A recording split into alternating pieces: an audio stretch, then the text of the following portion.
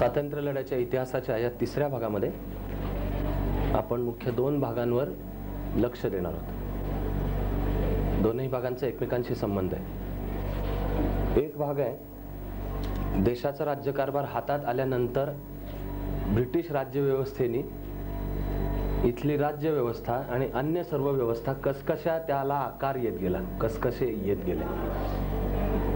आणि दुसरा भाग आहे समाज सुधारणा चळवळी, म्हणजे साधारणपणाने मुख्यतः 19व्या शतकातल्या एखाद दुसरे संदर्भ 20व्या शतकातलेही येतील। त्यावेळेला आधुनिक भारत कसा घडत होता या दोन मुख्य प्रवाहांकडे आपण या सत्रामध्ये लक्ष देणार आहोत। त्यातले राज्यव्यवस्था हातात आल्यानंतर जे इथे ब्रिटिश राज्यव्यवस्थेने निर्माण केलं त्यामध्ये आपण प्रशासन व्यवस्था कशी निर्माण झाली, कर पद्धती कोणत्या आणि कशा येत गेल्या, इथली न्याय व्यवस्था कशी आकाराला आली, शिक्षण व्यवस्थेचा थोडक्यात इतिहास, भारताच्या इतिहासाचा अभ्यास करण्याचाच एक नवीन पर्व कसा चालू झाला, इतिहासाचा अभ्यास करण्याचा आणि अन्वयार्थ लावण्याचा। त्यानंतर प्रत्येक जिल्ह्याची देशाची गॅझेटियर्स तयार झाली त्या काळातच, अतिशय विश्वासू रेकॉर्ड येते। आणि कायदा सुव्यवस्थेचा प्रश्न ब्रिटिश राज्यव्यवस्थेने कसा हाताळला हे आपण थोडक्यात पाहणार आहोत। आणि आत्ताच्या सत्राच्या दुसऱ्या भागामध्ये समाज सुधारणा चळवळींवरनं एक धावती नजर टाकणार आहोत। मुख्यतः त्या समाज सुधारणा चळवळींमध्ये असलेल्या काही मूलभूत मुद्द्यांच्याकडे आपण लक्ष देणार आहोत। मला सर्वच सत्रांमध्ये जाणवतोय ती समस्या आत्ता पण जाणवते। उदाहरणार्थ यातल्या एक समाज सुधारकांचं एक नाव जरी घेतलं तरी त्या एकेकावर सप्ताह घातला पाहिजे इतकं त्यांचं कर्तृत्व थोर आहे, विश्लेषण सखोल आहे, आपल्या आत्ताच्या जीवनावर होणारा त्याचा प्रभाव गंभीर आहे। आणि असे सगळे एकत्र करून एक सत्रामध्ये ते संपवायचे ही अशक्यप्रायच गोष्ट आहे। पहिल्या सत्रापासून मी ते शब्द वापरलेले नाहीयेत, माझ्या लक्षात आहे म्हणून आत्ता वापरतोय। ह्या महासागर घागरीत म्हणण्यातला प्रकार आहे, पण या सत्रांच्या निमित्ताने आपण हा सगळा महासागर आपापल्या घागरीत भरला, घरी गेलो आणि मग ते पाणी तपासलं, तीर्थ म्हणून प्राशन केलं, पूजेमध्ये ठेवलं वगैरे वगैरे। तर त्याचा परिणाम प्रत्यक्ष जो आहे तो आपल्याला जाणवेल। शेवटी प्रत्येक विषयाला जी विषयाची वेळेची मर्यादा आहे त्याच्यात आपल्याला ते सांभाळलंच पाहिजे। प्रथम पासूनच्या सत्रांमध्ये आपण हा एक आढावा घ्यायचा प्रयत्न केला की असं काही राज्य जिंकणे, साम्राज्य निर्माण करणे ही प्रथम पासून प्रेरणा होती का? शेतीजन्य युगानंतरचं व्यापार उद्यम म्हणजे त्याला इंग्रजी शब्द आहे पारिभाषिक मर्कंटालिझम, संपत्तीची वाढ व्यापार उद्योगातून होते, म्हणून केवळ जमीनच जिंकली पाहिजे असं नाहीये। आणि त्यानंतर औद्योगिक क्रांतीचं युग आलं, पण भारत ब्रिटिशांच्या कसा ताब्यात जात होता याचं समांतर ब्रिटनमध्ये कोणत्या घडामोडी होत्या ह्याच्याकडे जर लक्ष दिलं तर आपल्याला दिसेल की राजकारणामध्ये ब्रिटनमध्ये मुख्यतः दोन प्रवाह होते, एक कॉन्झर्वेटिव्ह पक्ष आणि दुसरा लिबरल पक्ष असं त्याचं। 20व्या शतकामध्ये त्यांची नावं त्यावेळेला टोरीज हे होतं, टोरीजचा नंतर कॉन्झर्वेटिव्ह हे झालंय आणि लिबरल हे नंतर मार्जिनलाइज कमी होत गेले आणि त्यांच्या जागी 20व्या शतकामध्ये लेबर पार्टी आली। पण तिच्या राजकारणाची जी सलगता आहे किंवा नातं हे जास्ती जवळचं नातं लिबरल पक्षाशी आहे।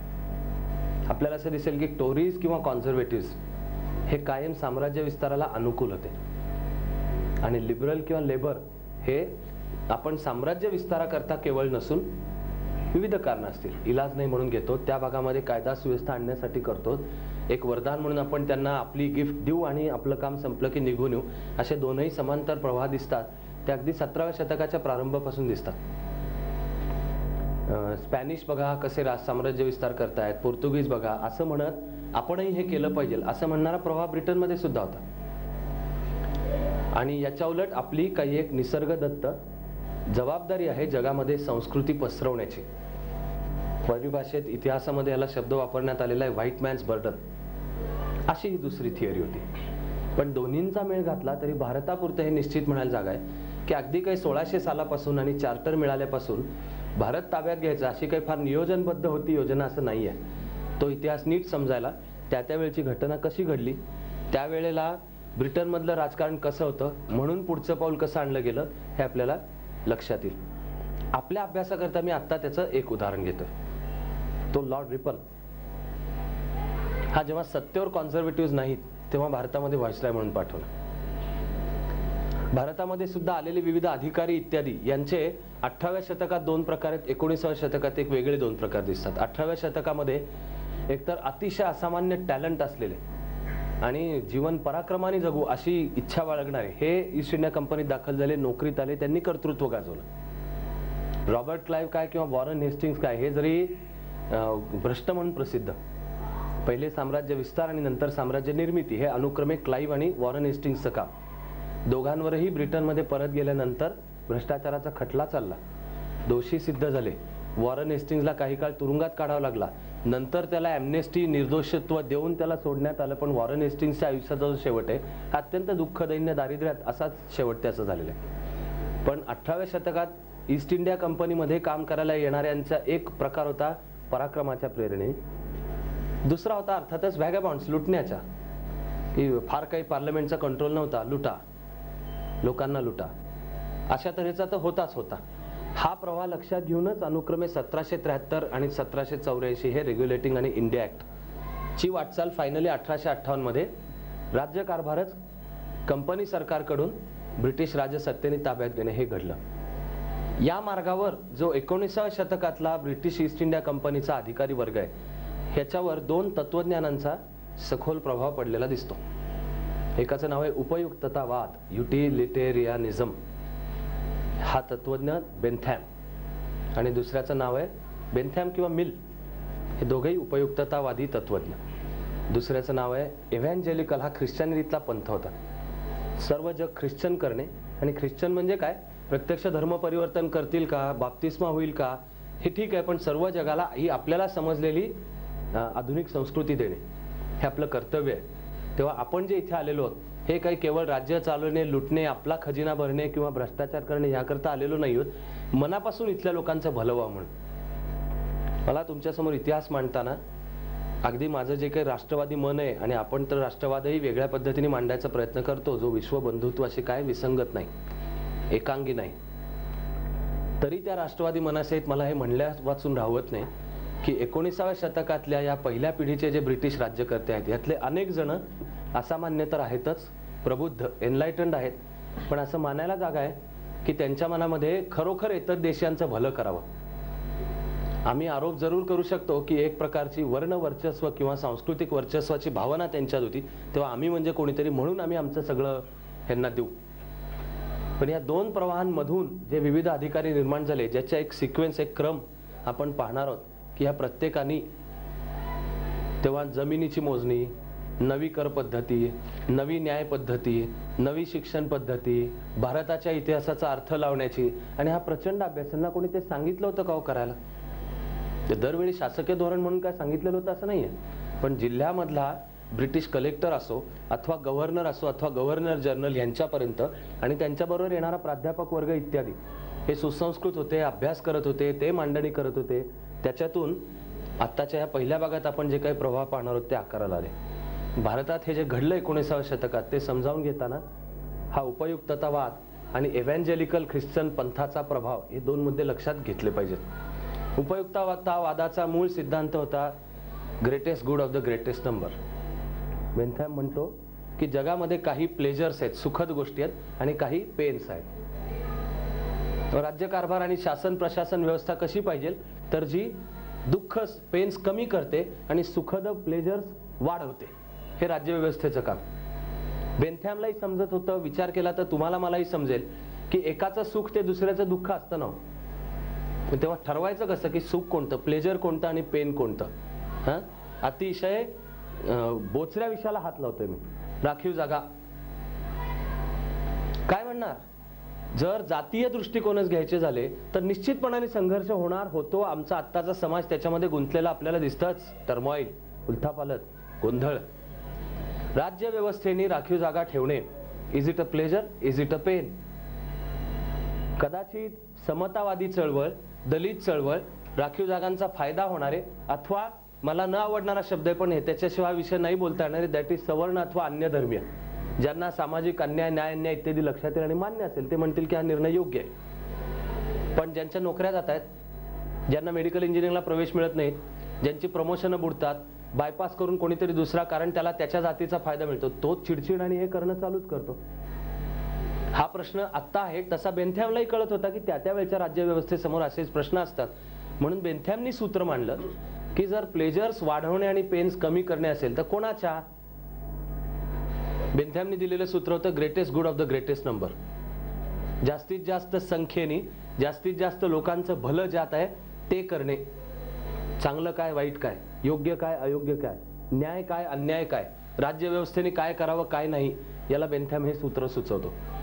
इव्हॅन्जेलिकल ख्रिश्चॅनिटीचा धर्म, बायबल, ईश्वर यावरच्या विश्वासासहित ही संस्कृती आपल्याला इथे आणायची आहे. खरं म्हणजे याचं अतिशय हृदयस्पर्शी उदाहरण मुंबईचा गव्हर्नर, मराठ्यांचं राज्य बुडवणारा माउंट स्टुअर्ट एल्फिन्स्टन, ह्याच्यावर इव्हॅन्जेलिकल परंपरेचा प्रभाव आहे आणि अशा अनेक अधिकाऱ्यांच्यावर आहे. आणि मी तर म्हणेन बाकीची तर शिक्षण विषयक उत्क्रांती ही आपण थोडक्यात पाहणारच आहोत.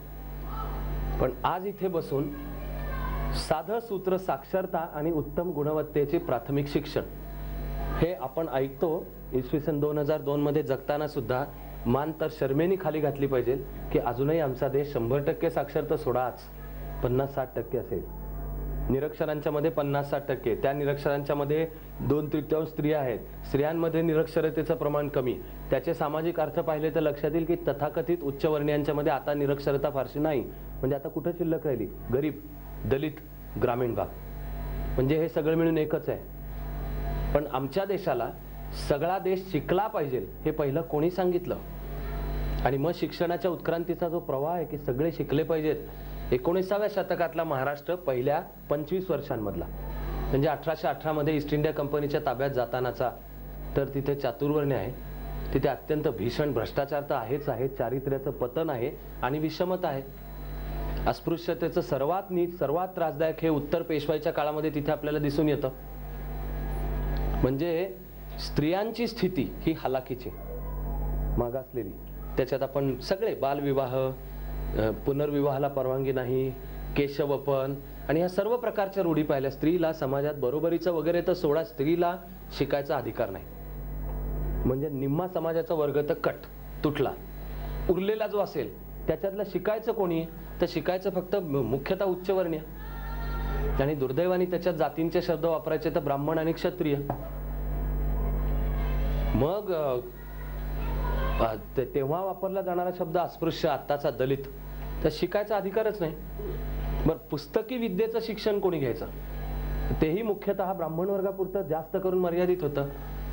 मराठा वर्ग म्हणजे महाराष्ट्रातला क्षत्रिय वर्ग, याच्यामध्ये ते नंतर पसरू लागलं. म्हणजे शिक्षण, सामाजिक प्रगती, अंधश्रद्धांचं स्थान, समाजातली समता, ह्या सगळ्याच्या दृष्टीने मुळात स्त्री पुरुषांच्या मध्ये स्त्रीचं स्थान हे हालाखीचं. आणि असलेल्या पुरुष मंडळींच्या मध्ये सुद्धा जवळजवळ 2/3 3/4 शिकण्याचा अधिकार नाही. बाकीच्या कोणी काय शिकायचं? ज्यांनी त्यांनी आपापली विद्या शिकायची. सुतारांनी सुतारकाम शिकायचं, म्हणजे त्या जमान्यातली 12 बलुतेदारी पद्धत, लोहार, सुतार, सांभार, नावी, येसकर इत्यादी. प्रत्येकाला आखून दिलेलं काम. गावातलं जनावर मेलं तर ते जनावर ओढत आणून हे कोणी करायचं? ते गावातल्या महाराकडे काम होतं, त्याला अधिकार. ते तिथपासून ते देवस्थान जमीन इनाम दिलेली, ही जी ग्रामीण रचना 1825च्या आसपासची, आपण अगदी थोडक्यात त्याच्या मुख्य मुद्द्यांना स्पर्श करतो, ही संपूर्णपणे विकासाला घातकच होती. देश पारतंत्र्यात कशाने गेला, मराठा राज्य का बुडलं, याची जी कारणं पाहतो आपण, त्याच्यात 19व्या शतकातल्या महाराष्ट्राची ही सामाजिक, धार्मिक स्थिती, चारित्र्याचं संपूर्ण पतन आणि झालेलं भयंकर भ्रष्टाचार. कर वसुलीचे जे वेगवेगळ्या भागांचे अधिकार होते हे उत्तर पेशवाईच्या काळामध्ये विकले जात असत. अनौपचारिक बरं का, विकले जात असत. कोणाला विकले जात असत? जो जास्त पैसा देईल त्याला विकले जात असत, भाग वाटून दिला असेल. त्यामुळे वेगवेगळ्या भागातल्या अधिकाऱ्यांची वृत्ती काय झाली की ते कर वसुलीचं पट्टी घ्या, म्हणजे अधिकार, आणि त्याच्या आधारावर वाटेल तेवढं लुटा, जनतेला लुटा. असं म्हणायला जागा आहे की हे वेगवेगळे अधिकारी पेशवाईकडनं ती करवसुलीची पट्टी घेऊन प्रत्यक्ष आपापल्या भागात जी करवसुली करत असत, ही इच्छातले 100रातले 90 रुपये त्यांच्या स्वतःच्या घरात जात होते, 10 रुपये फक्त सरकारी तिजोरीमध्ये जमा होत होते.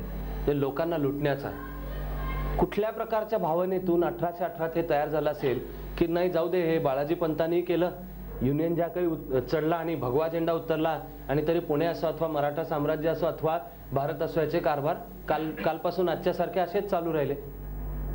हे या प्रकारच्या सामाजिक, आर्थिक, धार्मिक, सांस्कृतिक पद्धतीमधून आपल्याला थोडक्यामध्ये दिसून येईल. मग हे जे उपयुक्ततावादी किंवा एव्हॅन्जेलिकल अधिकारी होते त्यांना मनापासून येतं की आपल्याला बदलायचा हा देश, आपल्याला कायम थांबायचं नाही इथे. हे म्हणणाऱ्यांमधला हा माउंट स्टुअर्ट एल्फिन्स्टन. एल्फिन्स्टन अतिशय अभ्यासू होता, विद्वान होता, युद्धशास्त्रातलाही तितकाच जाणकार होता आणि मनापासून श्रद्धा, विश्वास की आपण हे इथे न्याय आणण्यासाठी, न्यायी राज्य आणण्यासाठी म्हणून हे केलंय. मुद्दा मी तुम्हाला सांगत होतो की हा जो असा समाज आहे हा बाबा शिकला पाहिजे, त्यातले सगळे शिकले पाहिजेत, त्याच्या स्त्रियांना समतेचं, बरोबरीचं स्थान मिळालं पाहिजे, हा विचार मांडलाय कोणी पहिल्यांदा? मला वस्तुस्थिती तुमच्यासमोर ठेवलीच पाहिजे की माउंट स्टुअर्ट एल्फिन्स्टनच्या 1818-1819च्या डायरीमध्ये हा उल्लेख सापडतो पहिल्यांदा. मराठा साम्राज्य त्यांनी बुडवलं. एल्फिन्स्टन प्रवास करत असे, उंटावरून, हत्तीवरून, घोड्यावरून महाराष्ट्राच्या वेगवेगळ्या भागात तंबू टाकून राहत असे. त्याच्या प्रवासात त्याच्याबरोबर एक वेगळा उंट असायचा ज्याच्यावर घोडे पुस्तकं लादलेले आहेत आणि सगळं काम करून वेळ मिळाला की तो त्या पुस्तकांचा अभ्यास करत असे, जनतेला भेटत असे. स्थानिक जनतेला सुद्धा एतद्देशीय लोकांच्या पेक्षा हा फिरंगी जास्त विश्वासार्ह का वाटला? तो sense of justice and fair play हे त्याच्यात होता की त्याला त्याच्या दृष्टीने सगळे भारतीय समान, त्याच्यात जाती, धर्म, पंथ, अधिकार भेदे करत होते. हा प्रचंड मोठा धडा. माझ्या तरी मनात शंका आहे की 21वे शतक सुरू झालं तरी आमचा देश, समाज, राज्यकर्ते खरोखर अजून तरी शिकलेले आहेत का? मला अनेकदा प्रश्नही त्यातनं पडतो की आम्ही स्वकीयांच्या द्वारा आम्ही मोठे कधीच होत नाही, कोणतरी तिसरा परकीय लागतो म्हणजे मग आम्ही नीट होऊ. आत्ताच्या बोलण्यात, माझ्या बोलण्यात आणखीन याची 2-3 उदाहरणं येतील.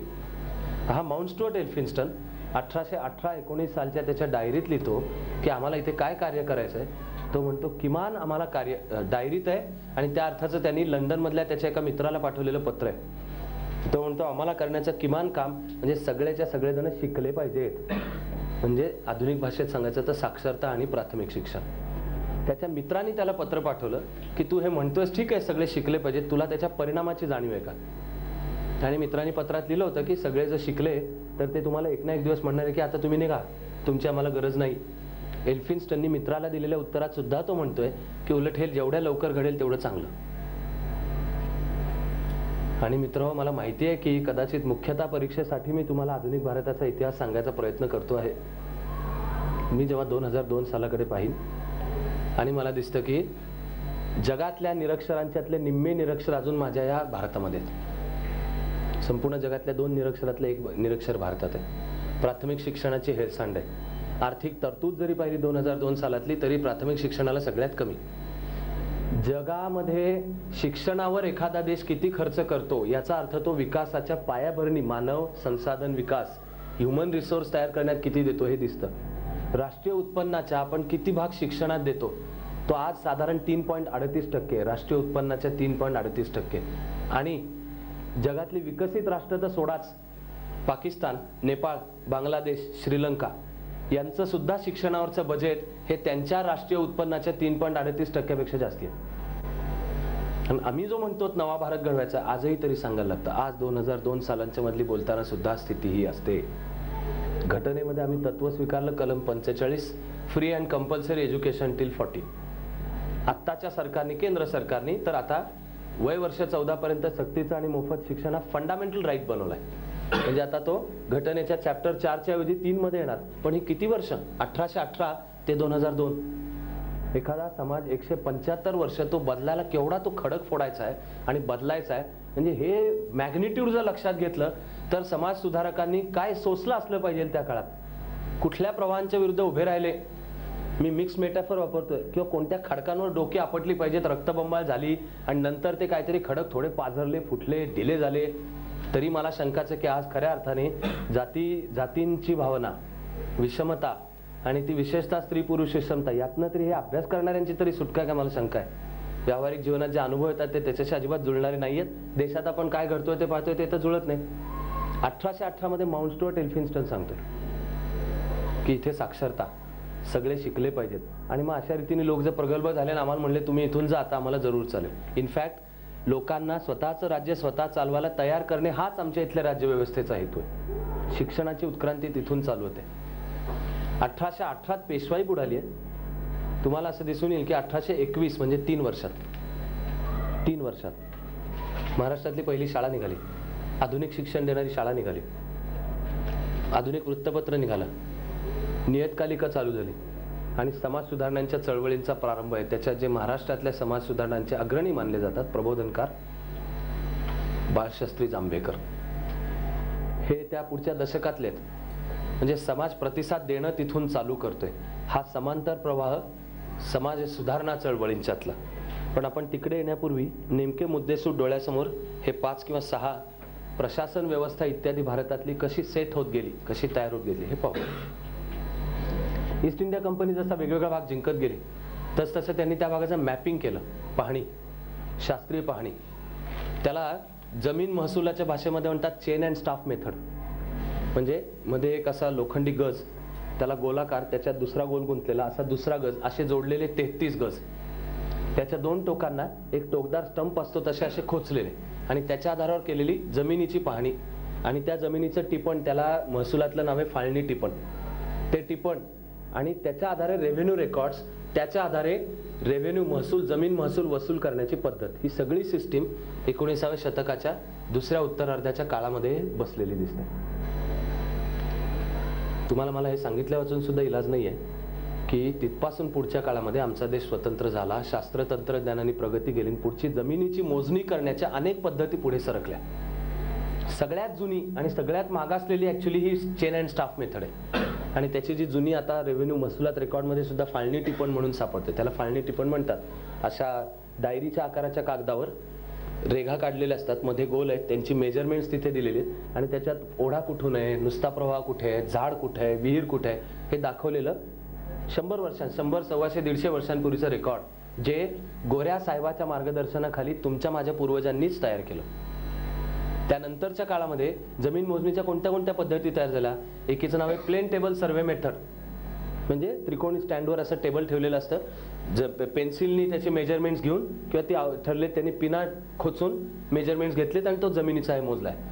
त्याच्याही पुढची आली थिओडोलाइट सर्वे. म्हणजे अशी टेबलवर असलेली दुर्बीण असते, त्या दुर्बिणीतून तुम्ही जमीन ऍक्च्युअली पाहता, त्याच्यात आत मेजरमेंट्स त्याच्यातच दिसतात आणि त्यानुसार फिगर्स काढतात. आणि आता तर सॅटेलाइट फोटोग्राफी आहे. तुम्हाला ज्या जमिनीच्या ज्या पीसचा डायरेक्ट फोटो हवाय की वस्तुस्थिती काय, थेट फोटो हवाय, तो डायरेक्ट फोटो अहमदाबादला ही national remote sensing agency NRSA ह्याच्याकडनं आता हे एका विशिष्ट रकमेनुसार उपलब्ध सुद्धा असतात. तरीही अगदी कोर्टाच्या कामकाजाकरता आज विश्वासू लँड रेकॉर्ड जर हवा असेल तर सर्वजण डोळे मिटून सरसकट सांगतात की हे ब्रिटिश काळामध्ये तयार झालेलं फाळणी टिपण पहा. आपल्याला आज जमिनीची मोजणी आणि त्याच्या आधारे महसुलाची व्यवस्था निश्चित करणे याचं आज कदाचित महत्त्व थेट लक्षात नाही येणार. कारण आज जमीन महसूल हा सरकारच्या उत्पन्नाचा 0.1% सुद्धा भाग नसेल. पण ज्या ब्रिटिश काळातला आपण पाहतो त्याच्यामध्ये सरकारचं उत्पादन मुख्यतः जवळजवळ 80% उत्पन्न हे जमीन महसुलातून येत होतं. त्यामुळे जिरायती कोणती, बागायती कोणती, अर्ध बागायती कोणती, विहीर बागायती कोणती, ॲश्युअर्ड रेनफॉल, निश्चित हवामान, पावसाचा प्रदेश कोणता, याची नीट पाहणी करून त्यातलं पीक कोणतं, त्यातलं अन्नधान्याची पिकं कोणती, कडधान्याची कोणती, तेलबियांची कोणती आणि रोख कॅश क्रॉप्स याच्यानुसारचे कर संकलनाची जी पद्धत बसवली गेली ही 19व्या शतकाच्या मध्य आणि त्याच्या आसपासच्या काळामध्ये बसवली गेली. ही पद्धत किंवा पुढे थोडा न्यायव्यवस्थेविषयी बोलील तेव्हा सुद्धा हे दिसेल आपल्याला की भारतामध्ये ती पद्धत बसवताना ब्रिटिश राज्यकर्त्यांनी त्यावेळेला अस्तित्वात असलेल्या सगळ्या भारतीय पद्धतींचा अभ्यास केला. जमीन महसुलाचं उदाहरण घ्या. भारतामध्ये लॉर्ड कॉर्नवॉलिस आला आणि आपल्याला सगळ्यांना माहिती आहे, असं मी गृहीत धरतो, की त्यांनी परमनंट सेटलमेंट, कायमधारा पद्धत आणली. ती मुख्यतः बंगाल आणि त्या भागात. महाराष्ट्र आणि भारताच्या उर्वरित भागात काय लागू झालं, त्याला नाव रयतवारीची पद्धत होती. कायमधारा आणि रयतवारी याच्यातला फरक काय? बंगालमध्ये करताना कॉर्नवॉलिसने काय केलं, या जमिनींच्या मोजण्या वगैरे झाल्या, कर संकलनाची ठरली, त्याने एक फिक्स अमाऊंट ठरवली, कायमधारा, म्हणून ती परमनंट सेटलमेंट की सेटलमेंट ही फिक्स्ड, ही अमाऊंट द्यायची. आणि ती अमाऊंट गोळा करण्याची जबाबदारी सुद्धा त्यांनी ठिकठिकाणच्या भागातल्या जमीनदारांवर सोपवली.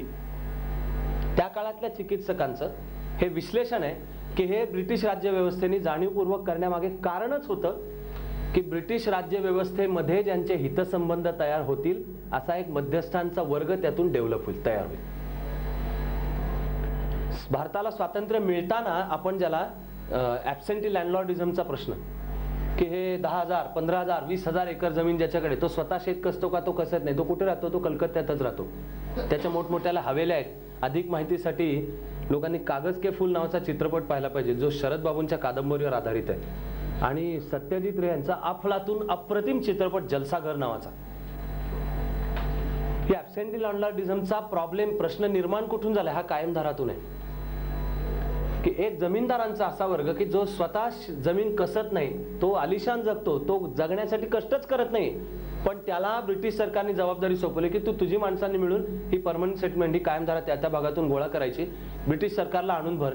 खरं म्हणजे उत्तर पेशव्यातल्या काळाचंच हे एक रूप आहे की पट्टी विकली. फरक कशाने येतो? तो फरक येतो तो British sense of justice and fair प्लेने येतो की ते प्रमाण किती आवर्त ठेवायचं याच्यामधून येतो. त्यामुळे पेशवाईच्या काळामध्ये जेवढी लूटमार झाली जनतेची तेवढी नाही झाली बंगालमध्ये सामान्य शेतकऱ्याची सुद्धा. उलट बंगालमधल्या सामान्य शेतकऱ्याला शांती लाभली, स्थैर्य लाभलं, पीक वाढू लागलं इत्यादी. एका बाजूला शेतीतलं हे, पण ग्रामीण अर्थव्यवस्था मात्र उद्ध्वस्त. टेक्स्टाईलवर आधारित डाक्का, मुर्शिदाबाद हे माझ्या बोलण्यामध्ये आलेलं होतं आधीच्या भागामध्ये, हे उद्ध्वस्त. असं एक गुंतागुंतीचं चित्र दिसतं.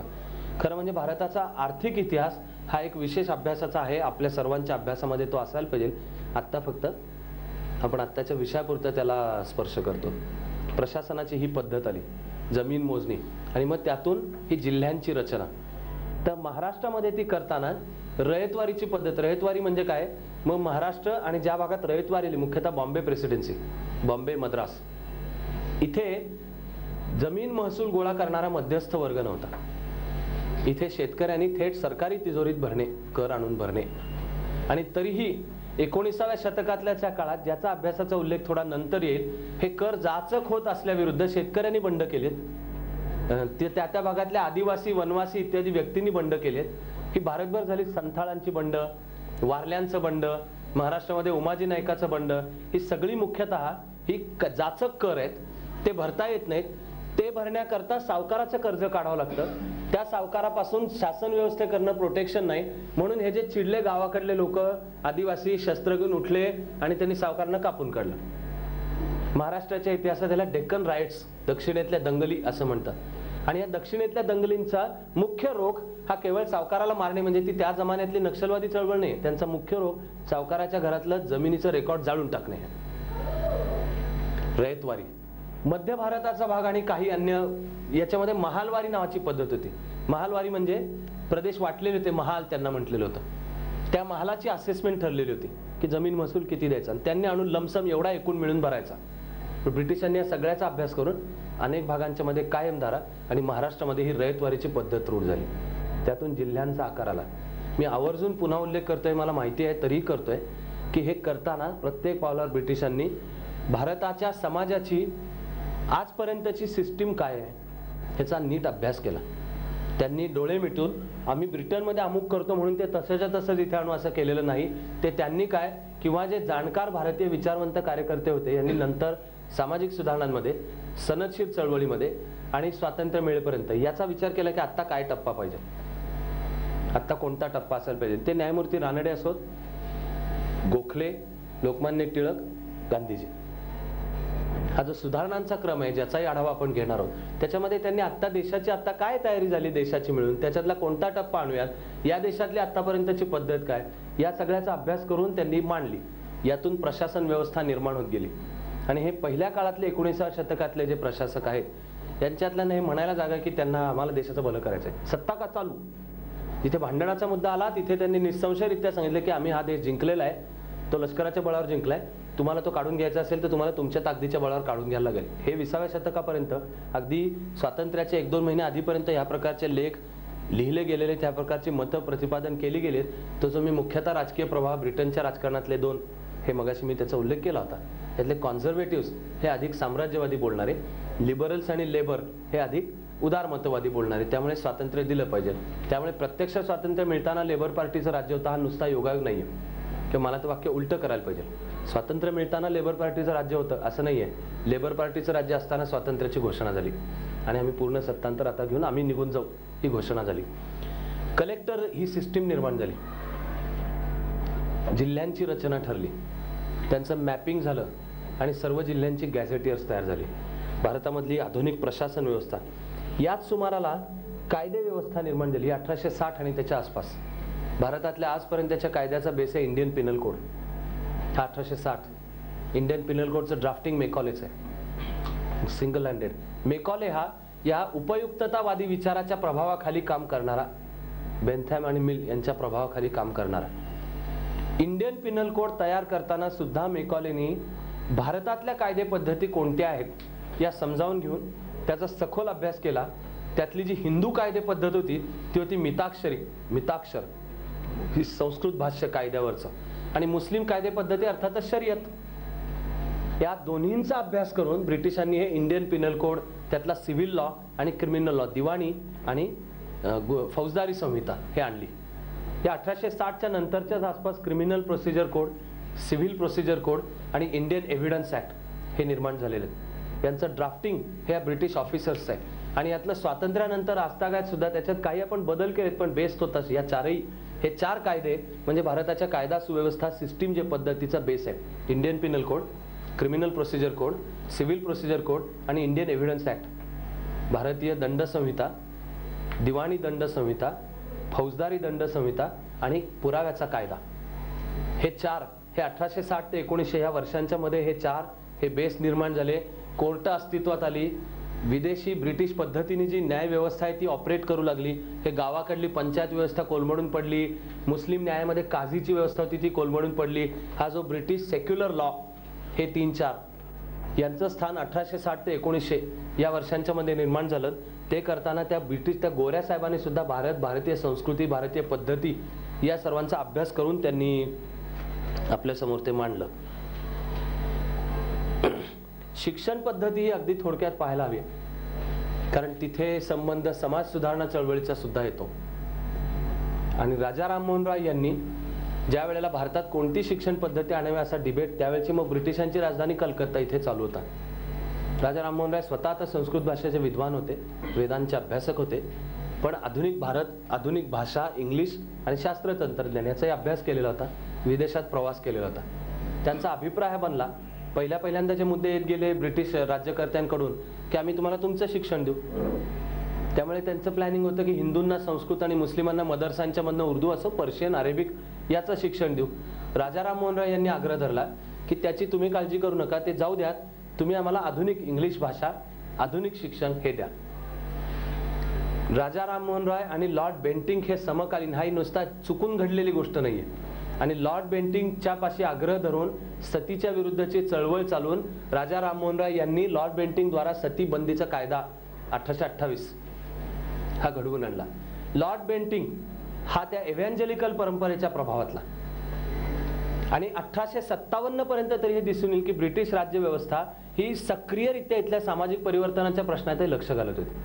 1857चा जो फटका बसला त्यात त्यांनी निष्कर्ष हा काढला की आपण यांच्या धार्मिक बाबतीत ढवळाढवळ करायला गेलो म्हणून लोक चिडली. म्हणून राणीच्या जाहीरनाम्यात 1858 मध्ये शब्द दिलाय, जुलै 1858, की आम्ही धार्मिक बाबतीत ढवळाढवळ करणार नाही. पण अन्यथा त्याच्या अलीकडे वारसा हक्काचे प्रश्न, प्रॉपर्टी, स्त्रियांना हक्काचे आणि त्याच्यातला मुख्य स्त्रीच्या सर्व ह्याचे. तेव्हा राजा राममोहन रॉय यांनी ब्राह्मो समाजाची स्थापना करणे, तो ब्राह्मो समाज हा सर्व प्रकारची समता मानतो, एकच ईश्वर मानतो, ईश्वराला आकार मानत नाही, तो एकत्र येऊन प्रार्थना करतो आणि ज्या पद्धतीने त्यांचे रिच्युअल्स आहेत, तेव्हा हा ख्रिश्चनिटीचा प्रभाव आहे. त्या ख्रिश्चनिटीचा राजा राममोहन रॉय यांनी त्यांना समजणाऱ्या हिंदू विचार पद्धती याचा मेळ घालून ही एक समाज सुधारणा चळवळीला आकार दिले. ब्राह्मो समाजाचा बंगालमधल्या समाज सुधारणा चळवळीवर अत्यंत प्रभाव आहे. पुढे कला, संस्कृती, शास्त्र, साहित्य यामध्ये 19व्या-20व्या शतकामध्ये बंगाल जे असं फुललेलं आहे, म्हणजे मालिकाच्या मालिका आहे. क्रांतिकारकांपासून ते उत्तम लेखक, उत्तम कवी, उत्तम चित्रपट, उत्तम खेळाडू, उत्तम अर्थशास्त्रज्ञ, शास्त्रज्ञ, बायोलॉजीतला अभ्यास करणारे, फिजिक्स, केमिस्ट्री, सगळे क्रांतिकारक सनदशीर मार्गाने एक प्रचंड पीकच्या पीक तिकडे बंगालमध्ये दिसतं, महाराष्ट्रात दिसतं, पंजाबमध्ये दिसतं. आणि त्या भागाची याच्याकरताची जी पार्श्वभूमी आहे ती आपण दुसरा भाग संपवताना अगदी थोडक्यात पाहायचा तर आपण प्रयत्न केलेलाच होता. पण तेव्हा ब्राह्मो समाजाची स्थापना राजा राममोहन रॉय आणि त्यांनी आग्रह धरणे की आधुनिक शिक्षण आणा. ते आधुनिक शिक्षण बंगालमध्ये 19व्या शतकाच्या सुरुवातीपासून यायला सुरुवात झाली. 1850च्या आसपास तर त्यातनं शिकलेल्या पिढ्या तयार झाल्या. याला आपण नाव देतो नवा मध्यम वर्ग तयार झाला. तो नवा मध्यम वर्ग इमर्ज झाला, ज्याने आधुनिक विद्येचं शिक्षण घेतलेलं होतं आणि जो या स्वदेशाबद्दल चिंतन करत होता. त्यातनं समाज सुधारणा चळवळींचे जे दोन प्रवाह निर्माण झाले ते बंगाल तिथे. इथे महाराष्ट्रामध्ये लोकहितवादी, महात्मा फुले, आगरकर हा जो सगळा सिक्वेन्स आहे, पुढे गोपाळकृष्ण गोखले, यांनी सगळ्यांनी शिक्षणाच्या प्रश्नावर सातत्याने विशेष लक्ष दिले. लोकमान्य टिळकांनी सुद्धा हे राष्ट्रीय शाळा काढणे, राष्ट्रीय शिक्षणाची कल्पना या काय आहेत. शिक्षण म्हणजेच समाजाचं बेसिक, समाजाचा लॉंग टर्म अर्थ म्हणजे शिक्षण आहे, शॉर्ट टर्म अर्थ म्हणजे राजकारण आहे. तेव्हा या नुसत्या योगायोगाच्या गोष्टी की लोकमान्य टिळक असोत, गोपाळकृष्ण गोखले असोत, पंजाबमध्ये लाला लजपतराय असोत, बंगालमध्ये योगी अरविंद असोत, यांनी एकाच वेळी देशाच्या स्वातंत्र्याची चळवळ चालवली आहे म्हणजे राजकारण आहे. आणि तरी त्यांनी शिक्षणाच्या प्रश्नात लक्ष घालून आपापल्या परीने कोण शाळा काढ, राष्ट्रीय शिक्षणाचे उद्योग सुरू कर, नई तालीम नावाचं सुरू कर. गांधीजींनी चंपारण्यामध्ये मोहीम चालवताना एकीकडे निळीच्या शेतकऱ्याला न्याय देण्यासाठीची चळवळ म्हणजे जी राजकीय चळवळ आहे, आणि तरी शाळा काढ, त्याला शिकव. कुठल्याही समाजाचा विचार करणाऱ्याला दिसून येईल की ते मुळातलं शिक्षण दिल्याशिवाय माणूस सशक्त एम्पॉवर बळ होणार नाहीये त्याचं. 1871 मध्ये हंटर कमिशन हे शिक्षण व्यवस्थेचा विचार करायला नेमलेलं कमिशन होतं. त्याच्यासमोर महात्मा फुलेंची साक्ष आहे आणि महात्मा फुलेंनी ती साक्ष देतानाही सांगितलेलं आहे की आधुनिक शिक्षण द्या, आधुनिक विद्येचं शिक्षण द्या, ते समाजाच्या सर्व घटकांना द्या, जाती धर्म पंथांचा भेद न करता द्या. तिथपासून ते पहिलं महायुद्ध गोपाळकृष्ण गोखले 1915 मध्ये निवर्तले तिथपर्यंतच्या काळामध्ये या सर्व विचारवंतांनी सतत आग्रह धरलेला आहे. लोकहितवादी महात्मा फुले, न्यायमूर्ती रानडे, गोपाळकृष्ण गोखले या सगळ्यांच्या लेखनात ठिकठिकाणी संदर्भ दिसतील की सरकारने सगळ्यात जास्त खर्च शिक्षणावर केला पाहिजे आणि ते आधुनिक शिक्षण असलं पाहिजे. अफगाण युद्ध जेव्हा चालू झाली त्यावेळेला हे सगळे न्यायमूर्ती रानडेंपासून गोपाळकृष्ण गोखलेंपर्यंत ते भांडलेले आहेत ब्रिटिश सरकारचे की तुम्ही आमची तिजोरी लुटता आहात अफगाणिस्तान म्हणजे तुमच्या साम्राज्य प्रसारासाठी. अफगाणिस्तानमध्ये लढायला गेली भारतातल्या सेना, त्या ब्रिटिश भारतातल्या होत्या, अफगाणिस्तानमध्ये लढल्या, पण सगळा जो खर्च होता तो बोजा कोणाच्या तिजोरीवर पडला, तो भारताच्या तिजोरीवर पडला. आणि मग हे विचारवंत, समाजसुधारक आणि नंतर जेव्हा राष्ट्रीय काँग्रेसची स्थापना झाली तेव्हा पहिल्या काळातले म्हणजे नेमस्त राजकारण करणारे हे सगळे ब्रिटिश राज्यव्यवस्थेला पुन्हा पुन्हा सांगत होते की ते बंद करा, लष्करावरचा खर्च कमी करा आणि तो सगळा खर्च शिक्षणावर वळवा तुम्ही. 1877 मध्ये लॉर्ड लिटन व्हायसरॉय असताना राणीचा दरबार भरवण्यात आलेला होता आणि त्या दरबाराला पुण्यामधून दोघांना निमंत्रण होतं. ते आहेत महात्मा फुले आणि गणेश वासुदेव जोशी, जे इतिहासामध्ये अधिक चांगल्या नावाने ओळखले जातात ते म्हणजे सार्वजनिक काका, कारण त्यांनी सार्वजनिक सभेची स्थापना केलेली होती. त्या दोघांना बोलवलं होतं. ह्याच्यातले गणेश वासुदेव जोशी गेले आणि त्याला ड्रेस कोड होतं की तो वेस्टर्न पद्धतीचा पाश्चात्य त्यावेळच्या ब्रिटनला मंजूर असलेला वेशभूषा घालूनच राणीच्या दरबारात आलं पाहिजे. हे दोघं महाराज, सार्वजनिक काका गेले पुणेरी पगडी, तो पुणेरी जोडा, दुटांगी धोतर, बाराबंदी, आणि महात्मा फुले गेले मोठं धनगोरी पागोटं, ते शेतकऱ्याचं जसं धोतर असतं हातात असा मोठा सुटा आणि शेतकऱ्याचं जे बाराबंदीचाच प्रकार एक वेगळा पायघोळ हा घालून. दारात अडवण्यात आल्यानंतर महात्मा फुलेंनी सांगितलं की तुम्ही म्हणतात ना की ही राणी हिंदुस्थानमधल्या एतद्देशीयांच्या रयतेचं भलं करण्यासाठी आहे, तर तिला एकदा कळू द्यात की एतद्देशीय सामान्य माणूस कसा राहतो. तो म्हणला सुटाबुटात राहत नाही, तो हा जो वेश घालून आलेलो आहे त्याच्या ह्याच्यामध्ये पुण्याची क्रॅकपॉट माणसांची परंपरा. आणि जे जाऊन तिथं ते राणीच्या दरबारात तुम्ही कल्पना करा 1877 म्हणजे ब्रिटन हे साम्राज्यशाही सत्तेच्या शिखरावर आहे. आज जगाच्या राजकारणात जे अमेरिकेचं स्थान असेल ते 1877च्या आसपासचं ब्रिटनचं आहे. त्यांची सर्वोच्च जी राजकीय म्हणजे राज्य व्यवस्थेची प्रमुख आहे राणी ती आहे. व्हिक्टोरियाचा गोल्डन ज्युबिली सिल्वर ज्युबिलीचा दरबार आणि त्याच्यात हे बहादर हे असला कपडा घालून तिथे जात आहेत. तुम्ही आजही कलकत्ता मुंबईतल्या पाश्चात्य क्लब्समध्ये गेलात तर तिथे कोणालाही ड्रेस कोड असतो की तिथे ते सूट आणि अमुक असल्याशिवाय यायला परवानगी नसते. ते सकाळच्या वेळा ड्रेस कोणता, दुपारच्या कोणता, डिनर असले तर कोणतं, सपर असलं तर कोणतंही ठरलेले आहेत. आणि दोघे तिथे जाऊन ठणठणीतपणे ते सांगतायत हे धैर्य आहे, हे सामाजिक धैर्याचं कृत्य आहे. तेव्हा हंटर कमिशन, पुढे फॅमिन कोड आलं. 19व्या शतकातल्या इतिहासातल्या अनेक ठिकाणी सतत दुष्काळ पडताय ते दिसून आणि लाखो माणसं मेले, टाचा घासून मेले. पण फॅमिन कोड आलं आणि त्याच्यामधली सूत्र होती की दुष्काळ त्याला पिकाची आणेवारी म्हणतात, पैसेवारी आणेवारी. ती आणेवारी कशी इतकी निघाली तर त्याची एक सिस्टीम आहे, ती कशी बसवण्यात आली. गेल्या 5 वर्षातल्या सरासरी पाऊसमान आणि पिकाचा अभ्यास करून सरासरी आणेवारी कर रचना ठरवण्यात आली. तो जो इतकं पीक येणे 5 वर्षातल्या सरासरीचं म्हणजे 16 आणे पीक. आणि आणेवारीची पद्धती होती की जर कर अमुक इतका ठरलेला आहे, जर पीक 16 आणे आलं तर तेवढा कर द्यायचा, पीक 12 आणे आलं तर त्या कराच्या 3/4 द्यायचा, पीक 8 आणे आलं तर त्या ठरलेल्या कराच्या निम्मा द्यायचा. फॅमिन कोडनी शेतकऱ्याला आश्वस्त केलं एक प्रकारे. तो फॅमिन कोड अस्तित्वात आला. पण तेव्हापासून आजपर्यंतच्या सर्व कायद्यांचा आपण पाहू की समाजाला शक्ती देणारे अनेक कायदे येतात, पण समाजाला ते माहितीच नसतात की ते माझ्यासाठी आहेत.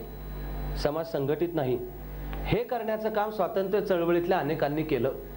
ते फॅमिन कोडच्या संदर्भातलं उदाहरण लोकमान्य टिळकांचं आहे. 1895, 96, 97 दुष्काळ पडतोय. पुण्यामध्ये प्लेगची साथ आहे.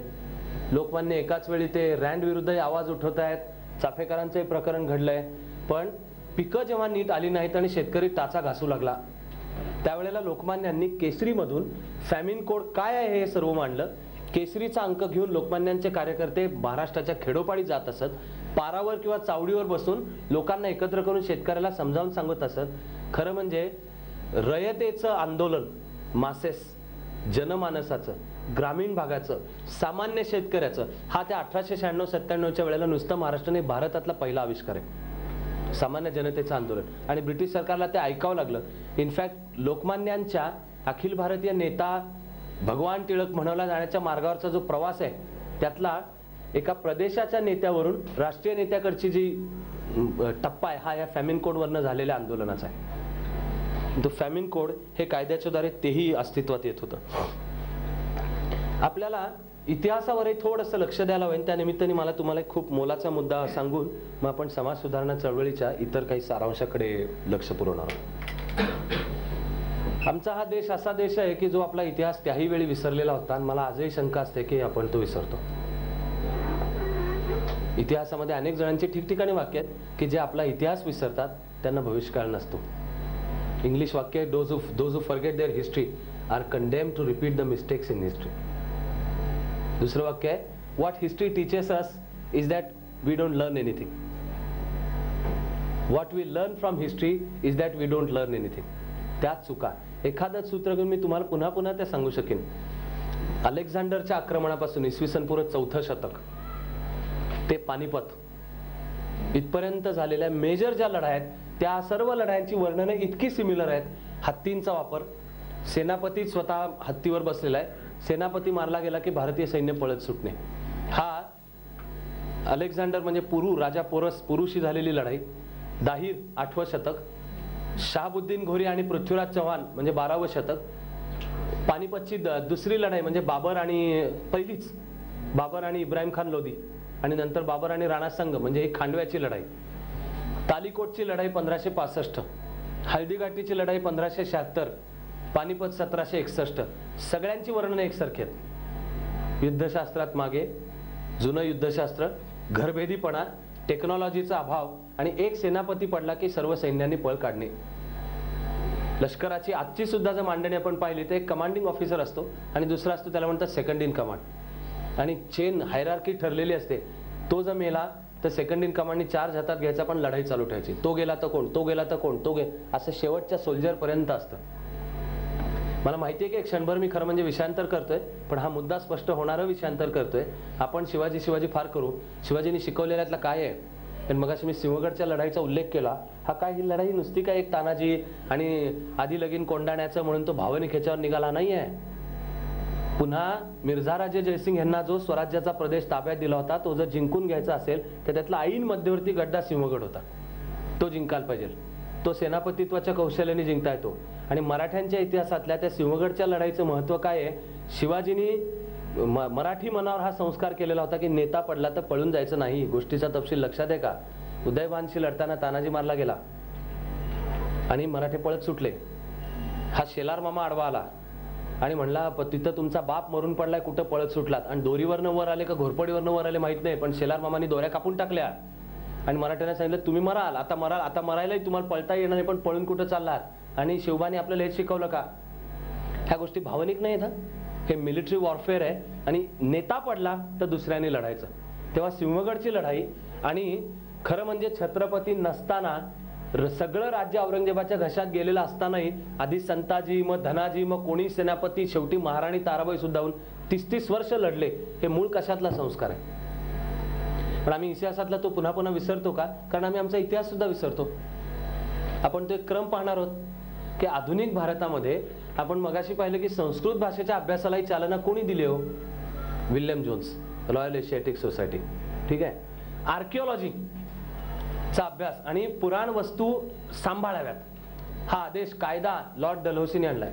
संस्थानं खालसा काढणारा लॉर्ड डलहौसी. डिपार्टमेंट ऑफ आर्किओलॉजीची स्थापना आणि तुमच्या ऐतिहासिक कर्झन, लॉर्ड कर्झन, म्हणजे पुन्हा ज्याचं वर्णन हे ते भीम आणि कोणाचा लढा तो कीचक. तर ते 1905च्या आसपासच्या काळामध्ये जी नाटकही लिहिली गेली आणि कीचक वध हे नाटकच आहे खाडीलकरांचं. ते त्याच्यामधलं रूपकच आहे की कीचक म्हणजे कर्झन आणि भीम म्हणजे लोकमान्य टिळक.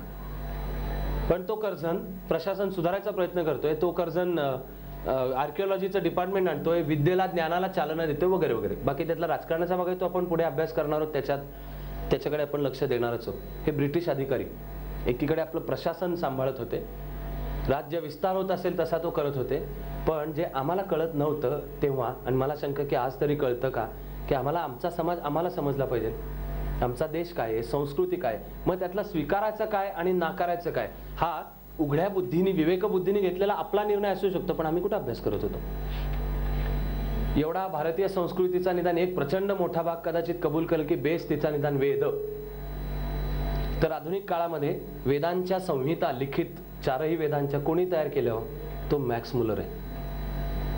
आमच्या इतिहासाच्या सगळ्या जागांचे पार अजिंठा वेरूळचा शोध हा लावल्यापासून कोणतरी ब्रिटिश अधिकारी शिकारीला जात असे, तिथं शेळ्या मेंढ्या चारायला म्हणून आपली गुरंढोरं पाठवत असत. ते आकार त्याला जे ब्रिटिश अधिकाऱ्याला दिसले ते वाटलं हे काहीतरी विशेष आहे. तो धोका पत्करून गचपणातून झाडी कापत असे कापत वगैरे गेलं, त्याला ते लेणं लक्षात आलं. कैलास आम्ही विसरलेलो होतो, अजिंठ्याची लेणी विसरलेलो होतो, यांनी शोधली. मी तुम्हाला 4 किंवा 5 ह्याच्यातली उदाहरणं देणार आहे. मराठ्यांचा इतिहास उत्तर पेशवाईच्या पर्यंत महाराष्ट्र शिवाजीला सुद्धा विसरलेला होता. रायगड दुर्लक्षित होता, पडझड झालेली होती. मराठ्यांचा इतिहास लिहिला कोणी पहिल्यांदा अभ्यास करून? ग्रँड डफ, जो सातारच्या दरबारामध्ये ईस्ट इंडिया कंपनीचा एजंट होता, रेसिडेंट म्हणतात. या ग्रँड डफनी अभ्यास करून मराठ्यांचा इतिहास लिहिला. तुम्ही ग्रँड डफचा इतिहास जर वाचला तर तुम्हाला असं दिसेल की त्याची जी 2 खंडातला येतो, शेकडो पान आहेत, त्यातला 3/4 भाग हा ईस्ट इंडिया कंपनी आणि त्यांनी मराठ्यांचं राज्य कसं हळूहळू ताब्यात घेतलं ह्याला दिलाय, आणि बाकी शिवाजीपासून पुढच्या सगळ्या भागापर्यंत 1/4 आहे. पण ग्रँड डफला दोष देऊन चालणार नाहीये. आम्ही कुठं आमच्या याचा अभ्यास करत होतो? शिवाजी सुद्धा 18व्या शतकाच्या शेवटाकडेपर्यंत विसरू लागलेले होते. कवींद्र परमानंदाचा शिवभारत, रामचंद्र पंत अमात्यांची ती शतपत्रे, 100 आज्ञापत्रे सगळी विसरलेल्यातली होती. पण शिवाजीचं पहिलं चरित्र कोणी लिहिलं? ईस्ट इंडिया कंपनीचा ऑफिसर आहे, त्याचं नाव डेनिस किंकेट. त्यांनी जे शिवाजीचं पहिलं चरित्र लिहिलंय त्याचं शीर्षक आहे शिवाजी द ग्रेट. मला इतिहासाकडे पाहताना या गोष्टींचं म्हणजे आश्चर्य बाळगलं पाहिजे की नंतरच्या काळामध्ये अनेक भारतीय इतिहास तज्ज्ञ, जे 2 खूप ज्येष्ठ मानले जातात, SN सेन आणि जदुनाथ सरकार, दोघेही बंगाली, दोघांनी महाराष्ट्राच्या इतिहासाचा विशेष अभ्यास करून लिहिलं. पण जदुनाथ सरकार यांचा आधीचा दृष्टिकोन हा थोडासा प्रो ब्रिटिश, त्यामुळे अँटी मराठास हा होता. SN सेन यांनी मात्र हे स्वातंत्र्य लढ्याशी संबंधित यांनी मात्र मांडलेलं प्रथमपासूनचं शिवाजी आणि त्याची मांडणी, राज्यव्यवस्था ही स्वातंत्र्याची, हा नॅशनलिझमच होता अशा मांडणीचे. जदुनाथ सरकार यांनी आपल्या पुस्तकाच्या पुढच्या आवृत्तींच्या मध्ये शिवाजीच्या वरची मांडणी बदलली. जदुनाथ सरकारांनी शिवाजीचा मूळ अभ्यास औरंगजेबावरनं सुरू केला, म्हणून औरंगजेबावरच्या पुस्तकात एक टिप म्हणून शिवाजीला स्थान आहे. तो करताना जदुनाथ सरकारांना शिवाजीचं कर्तृत्व लक्षात आलं, म्हणून जदुनाथ सरकारने स्वतंत्र पुस्तक लिहिलं ज्याचं नाव life and times of Shivaji, Shivaji and his times असं पुस्तक मांडलेलं होतं. पण डिस्कव्हरी ऑफ इंडिया लिहिताना पंडित जवाहरलाल नेहरूंच्या लेखनात सुद्धा पहिल्यांदा उल्लेख होता की शिवाजी लुटारू होता. मग संयुक्त महाराष्ट्राची चळवळ सुरू झाली, त्यावेळेला शिवाजीच्या पुतळ्याचं अनावरण करायला 1956-57 मध्ये पंडितजी यायचे होते प्रतापगडावर. महाराष्ट्रातल्या सर्व राजकीय शक्ती एकत्र आल्या, त्यांनी निषेध केला, म्हणले पंडितजींना येऊ देणार नाही. तेव्हा मग पंडितजींनी डिस्कव्हरी ऑफ इंडियातली ती वाक्य बदलली आणि नाही, शिवाजी राष्ट्र निर्माता आहे. आणि पुढे इंदिराजीचा जेव्हा त्रिशताब्दी समारंभ झाला राज्याभिषेकाचा 1974 मध्ये रायगडवर, तेव्हा इंदिराजी म्हणल्या की शिवाजी हा वर्ल्ड लीडर आहे. विश्वविख्यात विश्वाच्या याचा लीडर आहे. त्यातल्या राजकारणाचे असेल, एक्सपिरियन्सी असेल, महाराष्ट्रात निवडणुका जिंकायच्या असल्या तर शिवाजीबद्दल वेडवाकडे बोलून चालत नाही. हे कोणाही शेवड्या पोराला सुद्धा कळेल त्याच्या ह्याच्यातलं, हे इथपासून असेल. पण काळाबरोबर बदलणारे इंटरप्रिटेशन. पण आज आम्हाला हे सगळं माहिती आहे ते कोण आहे, तर आम्हाला डलहौसीनी सांगितलं, मॅक्स मुलरनी सांगितलं, विल्यम जोन्सनी सांगितलं, कर्झननी सांगितलं की तुमची भाषा सांभाळा, ती ग्रेट आहे.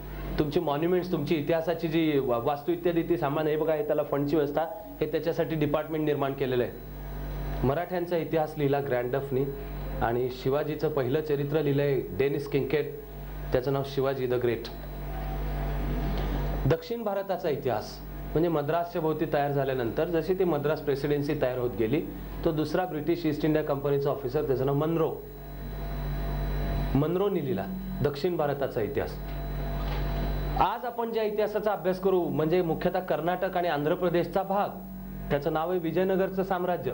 म्हणजे 1325 ते 1565 हे विजयनगर इथे राजधानी. त्या 200 वर्षातल्या जगातल्या बलाढ्य साम्राज्यांच्या पैकी हे एक. त्या काळामध्ये जे विदेशी प्रवासी ज्यांनी जगभर प्रवास केले, ज्यांनी सेंट पीटर्सबर्ग पाहिलं, त्यावेळेचं बायझंटाईन उर्फ कॉन्स्टँटिनोपल पाहिलं, त्यावेळेचं रोम पाहिलं, त्यांनी येऊन वर्णनं केलेली आहेत की विजयनगर यातल्या कुठल्याही शहरापेक्षा ज्येष्ठ, श्रेष्ठ, वैभव संपन्न, लोक आनंदी आहेत इत्यादी. याचे सगळे कॅरेक्टरचे आणि वैभवाची वर्णन आहेत. 1565 मध्ये तालिकोटची लढाई झाली. विजयनगर पुढे 6 महिने लुटलं गेलं बहामनी राज्यांच्याकडून. विजयनगरचा राजा पळून गेला तर चंद्रगिरीच्या डोंगरांच्या मध्ये तो 1674 पर्यंत होता. किती गमतीची योगायोगाची गोष्ट ही आहे की इकडे शिवाजी महाराजांचा राज्याभिषेक आहे 1674 आणि तिकडे कुतुबशहानी शेवटचा विजयनगरच्या राजाला चंद्रगिरीच्या डोंगरात शिरून मारलं आणि निर्णायकरित्या औपचारिकदृष्ट्या सुद्धा विजयनगरचं साम्राज्य शेवटाला आलं. ते ही वर्ष 1674 आहे. सुप्रसिद्ध इतिहास तज्ज्ञ त्र्यंबक शंकर शेजवलकर यांनी त्यांच्या लेखसंग्रहामध्ये विजयनगर आणि मराठ्यांचं राज्यातली कंटिन्युटी दाखवून दिली. अष्टप्रधानाची कल्पना, राज्य व्यवहार कोश, सेनादळाची संघटना, चतुरंग दळ, या सगळ्या शेजवलकरांनी मांडून दाखवलंय की हे सगळं चुकून नाहीये. हे विजयनगरच्या आणि जोडणारी लिंक कोणती आहे ती शहाजीराजे आहे. आणि बंगलोरच्या जवळ जेव्हा शहाजीराजे राहत होते, तंजावरला मराठ्यांची घराणी होती, त्यांनी या विजयनगरच्या काळातला अभ्यास करून मग शिवाजी बरोबर शहाजीराजांनी अत्यंत जाणीवपूर्वक ही अभ्यास केलेली माणसं देऊन सांगितलंय पुण्यामध्ये पुणे वसवा, पुणे हा बेस करा. इतिहासातला कंटिन्युटीचाही मुद्दा आहे.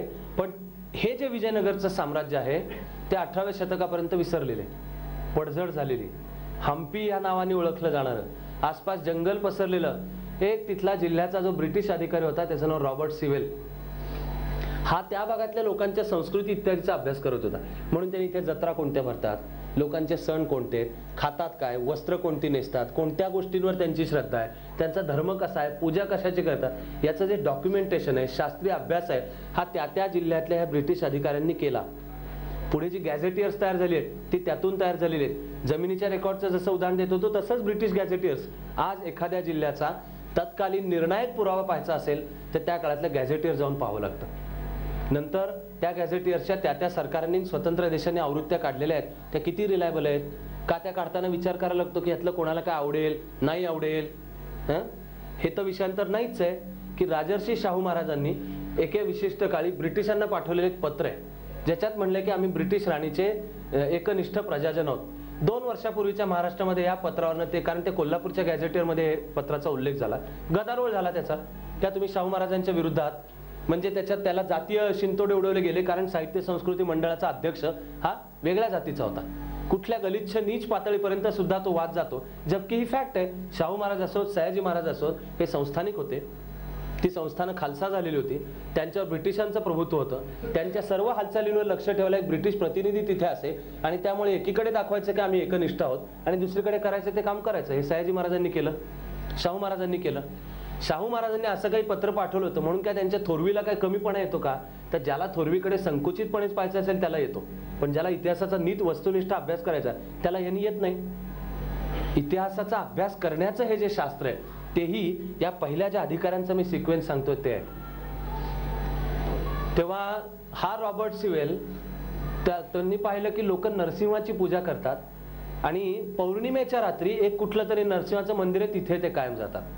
म्हणून एकदा रॉबर्ट सिवेल तिथे गेला, त्याने ते मंदिर पाहिलं तो भारावलाच एकदम. तो म्हटलं हे इतकं उत्कृष्ट आहे, असं सोडून कसं चालेल, म्हणून आसपासही पाहायला लागला. मग त्याच्या लक्षात आलं की अरे फुटलेल्या तुटलेल्या पण याचं प्रचंड संग्रह आहे. मग त्याच्या लक्षात आलं की 9 मैल बाय 9 मैल म्हणजे त्या काळच्या भाषेत प्रचंड मोठं शहर असं तिथे पसरलं होतं. मग त्याने अभ्यासाला सुरुवात केली, ऐतिहासिक दस्तावेज गोळा केले आणि त्याने जो इतिहास लिहिला त्याचं नाव अ फॉरगॉटन एम्पायर.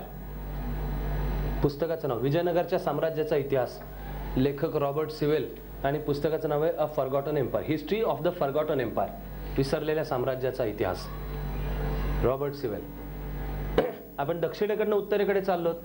मध्य भारताचा इतिहास कोणी लिहिला, त्याचं नाव माल्कम. हा कोणता माल्कम, मगाच्या भागात मी जो यशवंतराव होळकर ज्याच्या मागे लागलेला होता, ईस्ट इंडिया कंपनीचा सेनापती, त्याचा बेस मध्य भारतामध्ये, मुंबई आणि कलकत्ता प्रेसिडेन्सी यांना जोडणारा जो मध्य भारताची भूमिका होती, इथला सगळा कारभार माल्कमनी पाहायचा. तोच भाग शिंदेचा, होळकरांचा, त्यामुळे होळकर माल्कमच्या मागे लागले. तो माल्कम, त्या माल्कमनी मध्य भारताचा इतिहास लिहिलेला आहे. राजपूत ज्यांनी 8व्या शतकापासून 16व्या शतकापर्यंत म्हणजे 800-900 वर्ष एखादा समाज लढत राहतो, हा देश, त्याची संस्कृती, याचा अभ्यास करण्याकरता. बाप्पा रावळ ते राणा प्रताप, राजपूत रेझिस्टन्सचा शेवटचा आविष्कार राणा प्रताप आहे. आणि 1576 म्हणजे हल्दीघाटीची लढाई आहे. लढाई म्हणाल तर राणा प्रतापचा पराभव झाला, राणा प्रताप जंगलांमध्ये गेलाय, मग तो झाला सरदार. भाऊ शक्तिसिंह सावकारांनी पैसा दिला, राणा प्रताप पुन्हा लढत राहिला, जंगलात राहत. चितोड सोडून त्यांनी उरलेलं सगळं काबीज केलं होतं. आणि उदयपूरचा राणा हा कधीही मुघलांनाही शरण गेला नाही, उदयपूरचा राणा हा ब्रिटिशांना सुद्धा नंतर शरण गेला नाही. संस्थानं खालसा झाली पण उदयपूरचा राणा हा शरण गेलेला नाही. एक क्षणभरच एक छोटासा किस्सा आहे म्हणून मी तो सांगण्यात वेळ घालवतोय. थोरले बाजीराव राजपुतान्यात गेले. पॉलिटिकल स्ट्रॅटेजी होती की सर्व जे भारतीय राजे आहेत त्यांना आपलं मित्र करून घ्यायचं, त्यांच्या विरुद्ध नाही लढायचं. तेव्हा राजपूत राजे हे जो नॅशनल अलायन्स बनायचं झालं तर राजपूत राजे आपले मित्र असले पाहिजेत. तर जोधपूरच्या गादीला म्हणजे जोधपूरला आधी थोरल्या बाजीरावांनी भेट दिली. जोधपूरचा जो राणा होता त्यांनी, आता हा मराठे आहे त्यावेळेपर्यंत भारतातली सर्वात बलाढ्य सत्ता ही मान्यता तर प्राप्त झालेलीच होती. त्यामुळे जोधपूरच्या राण्याने त्याचं जे सिंहासन होतं त्याच्या उंचीचं एक दुसरं सिंहासन शेजारी ठेवलं होतं आणि दरबारात स्वागत केलं होतं. आणि थोरल्या बाजीरावांना सांगितलं की इथे बसा. थोरले बाजीराव चालत आले आणि तिथे बसले. मी प्रसंग थोडा उलटा सांगतोय तुम्हाला, घडलं होतं ते आधी उलट आहे. उदयपूरला गेले, तिथला जो राणा होता त्यांनी सांगितलं की याच्यावर बसा. थोरल्या बाजीरावांनी सांगितलं की नाही, त्याच्यापेक्षा कमी उंचीचं, हा राणा जास्ती उंचीवर. डिप्लोमसीमध्ये या प्रत्येक छोट्या गोष्टीला अर्थ असतो बरं का. आता मला मगाशी श्रमिक सांगत होता की त्या सार्कच्या परिषदेमध्ये वाजपेयींनी जनरल मुशर्रफला ठोकलं. कॅमेरा मुशर्रफ होता, तो ऐकत बसला होता सगळं. आणि संपल्यानंतर मुशर्रफ चालत आला, वाजपेयींना शेक हँड केलं आणि निघून गेला. Which is being treated as the historic shake hand वगैरे वगैरे. आता एका नुसत्या शेक हँडला अर्थ नाही आहे. इंटरनॅशनल डिप्लोमसीला दोन देशांचे head of government, highest heads of government हे या आत्ताच्या जी सगळी डिप्लोमॅटिक बॅकग्राऊंड नंतर शेक हँड करतात, तेव्हा प्रत्येक छोट्या गोष्टीला डिप्लोमसीत अर्थ असतो. त्याचंच पॅरलल हे लक्षात घ्या की हा उदयपूरचा राणा सांगतोय की माझ्याच उंचीच्या सिंहासनावर बसा. थोरला बाजीराव म्हणला नाही बसणार आणि कमी उंचीचं होतं तिथे बसला. त्यानंतर तो जोधपूरच्या दरबारात गेला. जोधपूरच्या राण्यांनी व्यवस्था तर केली होती समान उंचीची, बसा म्हणला. बाजीराव चालत चालत गेला आणि त्याच्यावर बसला. सगळा कार्यक्रम संपला. संध्याकाळचं काय ते एकत्र जेवण बिवण चालू असेल, ते मस्तानीचा नाच पाहत होते की नाही मला माहित नाहीये. पण जोधपूरच्या राजाने बाजीरावला प्रश्न विचारला की म्हणले रागवणार नसला तर विचारू का हा प्रश्न काय आहे की तुम्ही उदयपूरला मात्र तिथे बसला नाही आणि इथे मात्र समान उंचीच्या याच्यावर, तर याचं कारण काय. थोरल्या बाजीरावांनी दिलेलं उत्तर होतं की मी उदयपूरचा राणा मुघलांना कधीही शरण गेलेला नाही. तुम्ही शरण गेलात, मांडलिक झालात, तुम्हाला मी बरोबरीचा समजेन. त्यांनी जो लढा दिलेला आहे देशाचे स्वातंत्र्य टिकवण्यासाठी तो मोठाच आहे. हे उदाहरण मला आठवलं कशावरून, संस्थान. आणि ज्या वेळेला स्वातंत्र्य मिळण्याचा प्रश्न होता त्यावेळेला ब्रिटिशांनी या संस्थानिकांना भारताच्या एकात्मतेविरुद्ध उचकवण्याचा पद्धतशीर प्रयत्न केला. एक संस्थानिकांची लॉबी वेगळी तयार व्हावी. त्याच्यात बिकानेरचा महाराजा आणि उदयपूरचा महाराणा हे त्या संस्थानिकांच्या अलायन्सचे मुख्य प्रमुख होते. यातल्या उदयपूरच्या महाराण्याने ब्रिटिशांना दिलेलं उत्तर आहे की मला जर तडजोडच करायची असती आमच्या परंपरेला तर आम्ही मुघलांची नसती का केली, आम्ही त्यांच्याशी पण नामंजूर केले, तुमच्याशी पण नामंजूर केले स्वातंत्र्य मिळताना देशाच्या एकात्मतेच्या. पण हा राजपुतांचा इतिहास एकत्र नीट समग्र लिहिला कोणी पहिल्यांदा, तोही ईस्ट इंडिया कंपनीचा ऑफिसर कर्नल टॉड. आणि त्याच्या पुस्तकाचं नाव आहे ॲनल्स ऑफ राजस्थान. ॲनल्स म्हणजे सोनेरी पानं. गौरवाने लिहितोय तो, तुच्छता भाव नाहीये त्याच्यात. Annals of Rajasthan, colonel Tod, TODD, colonel Tod. आणखी उत्तरेकडे जाऊ, शिखांचा एक समग्र इतिहास हा पहिल्यांदा लिहिणारा ईस्ट इंडिया कंपनीचा ऑफिसर, त्याचं नाव अलेक्झांडर ग्रँट यांनी शिखांचा एक समग्र इतिहास गुरु नानकांपासून ते 1848-49 मध्ये शीख साम्राज्याचं पतन होऊन ते यांच्याशी विलीन होईपर्यंत, ईस्ट इंडिया कंपनी म्हणजे ब्रिटिश साम्राज्याशी ते विलीन होईपर्यंत इतिहासाची मांडणी. आणि आपल्याला असं दिसेल की त्यातून ठीक आहे पुढे 19व्या शतकात समाज सुधारणा चळवळ चालू झाली, मग राष्ट्रवादी इतिहासाची आवृत्ती सुरू झाली. त्यामध्ये इतिहासाचार्य राजवाडे, गह, खरे आणि ही परंपरा सयाजी महाराजांच्या दरबारात जे होते असे ज्येष्ठ इतिहासतज्ञ आणि एकमेव ज्यांनी मराठ्यांचा इतिहास प्रारंभापासून शेवटपर्यंत लिहिला, तो लिहिला म्हणून लक्षात आलं की मुसलमानी कालखंडाचाही अभ्यास पाहिजे म्हणून मुसलमानी रियासत लिहिली. आणि नंतर अत्याधुनिक इतिहासापर्यंत आणून जोडणारा म्हणजे ब्रिटिश रियासत आपण जी तिथे ठेवलेली पाहू. आणि हा मराठ्यांचा समग्र लिहिलेला एकमेव इतिहास आहे. एका लेखकाने एक टाकी सलग एकत्र बसून 20व्या शतकात अशा प्रकारचं ग्रेट काम करणारे मी तुम्हाला 2 महान इतिहासतज्ञ सांगू शकतो की ज्यांनी जगाच्या इतिहासाचा इतका सखोल अभ्यास करून मांडले. एक आहे ब्रिटिश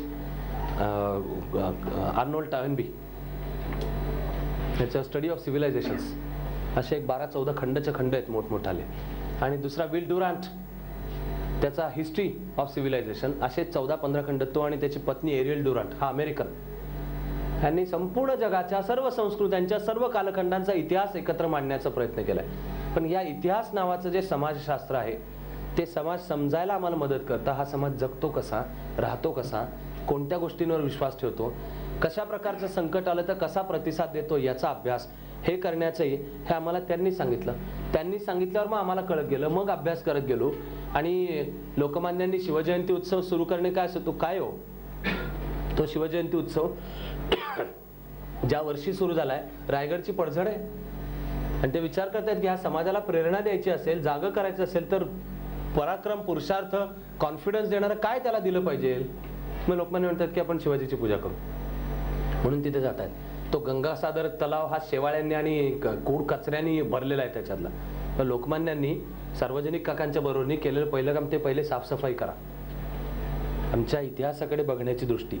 आणि जेव्हा हे कळेल की तो इतिहास म्हणजे नुसता भूतकाळ आणि मेलेल्या गोष्टींची जंत्री नाहीये, त्याचा आत्ताच्या माझ्या जगण्याशी संबंध आहे, तेव्हा आपल्याला हे लक्षात येईल. याच इतिहासाचा अभ्यासातूनच त्यांनी कायदा पद्धत मांडली, न्याय पद्धत मांडली. अभ्यास केल्यानंतर या समाजावर कशी मात करायची हे कळलेलं असेल म्हणून मग त्याच्यामध्ये आलेलं असेल. अगदी पुढे लक्षात घ्या की डिवाइड अँड रूल पॉलिसी, ज्याची चर्चा आपण नंतर करणार आहोत. खरंच केव्हा आणली ब्रिटिशांनी डिवाइड अँड रूल पॉलिसी? ती म्हणजे हिंदू मुस्लिम डिवाइड पण निर्माण करा, हिंदूंच्या मध्ये जाती जातींचा पण निर्माण करा, शिवाय भाषांवरून उत्तर भारतीय विरुद्ध दक्षिण भारतीय करा, आर्य विरुद्ध अनार्य करा. या आहेत, या डेलिबरेट पॉलिसीज आहेत. केव्हा आल्या आणि कशाच्या आधारावर आल्या? त्यांनी इतिहासाचा अभ्यास केला म्हणून आला. आज आम्ही काही वेळा म्हणतो की त्यांनी इतिहासाचं विकृतीकरण केलं, डिस्टॉर्शन केलं. दोष त्यांचा नाही आहे, आपला आहे. अभ्यास आम्ही करत नसतो, आमचा देश, आमची संस्कृती, त्याचा इतिहास, तर दोष आमचा आहे. मग जी पहिली राष्ट्रवादी इतिहास मांडण्याची परंपरा निर्माण झाली ही या अभ्यासातून पुढे निर्माण झाली. मग ते इतिहासाचार्य राजवाडे असोत, गह खरे, वासुदेव शास्त्री खरे, अनेक लेखक, हे संपूर्ण 1955-60 पर्यंत गोस सरदेसाई ज्यांची ती रियासत इथपर्यंत येऊन भिडतं. या सगळ्यांच्या मेळातून या 19व्या शतकाच्या मध्याला मग एक जागा होऊ लागलेला भारत आपल्याला दिसतो. ते चित्र म्हणजे या ठिकठिकाणच्या समाज सुधारणा चळवळीत त्या ज्यांनी केल्या त्यांची आजच्या सत्राच्या मर्यादेत तर बहुधा नावच सांगावे लागणार आहेत. आणि प्रत्येकाचं असं थोडं थोडं काम आपल्याला त्याच्या प्रत्येकाचा अभ्यास तर करावाच लागणार आहे. मग बंगालमध्ये राजा राममोहन रॉय यांचा ब्राह्मो समाज तो वाढत गेलेला, त्याचा प्रभाव मी तुम्हाला पुढे शरद बाबूंच्या कादंबऱ्यांचा उल्लेख केला. आणि त्यांच्याच एका अप्रतिम कादंबरीवर तितकाच अप्रतिम चित्रपट, कारण एक्स्ट्रा ऑर्डिनरी डायरेक्टर गुरुदत्तचा कागज के फूल हा चित्रपट, हा त्या सगळ्या बंगालच्या पार्श्वभूमीवर आहे. शरद बाबूंच्या कादंबऱ्या आणि या सगळ्यावर ब्राह्मो समाजाचा प्रभाव आहे. कागज के फूल किती जणांनी पाहिलंय मला कल्पना नाहीये. कागज के फूल मध्ये वैदा रहमाननी जो रोल केलेला आहे तो ब्राह्मो समाजातली एक प्रगतिशील, कॉन्फिडंट, मुक्त असलेली समतापूर्ण स्त्री. ते जे हे असलं गाणं आशाबाईच गाऊ शकतात, मी विषांतर करतोय, पण आता ते इतकं असलं आल्यावर वैदा रहमानची आठवण आणि आशाबाईंची आठवण आल्यावर मला तुम्ही तेवढी परवानगी दिली पाहिजे माझ्या वयाला साजेशी. त्याचे भवरा बडा नादान हे नावाचं गाणं आहे.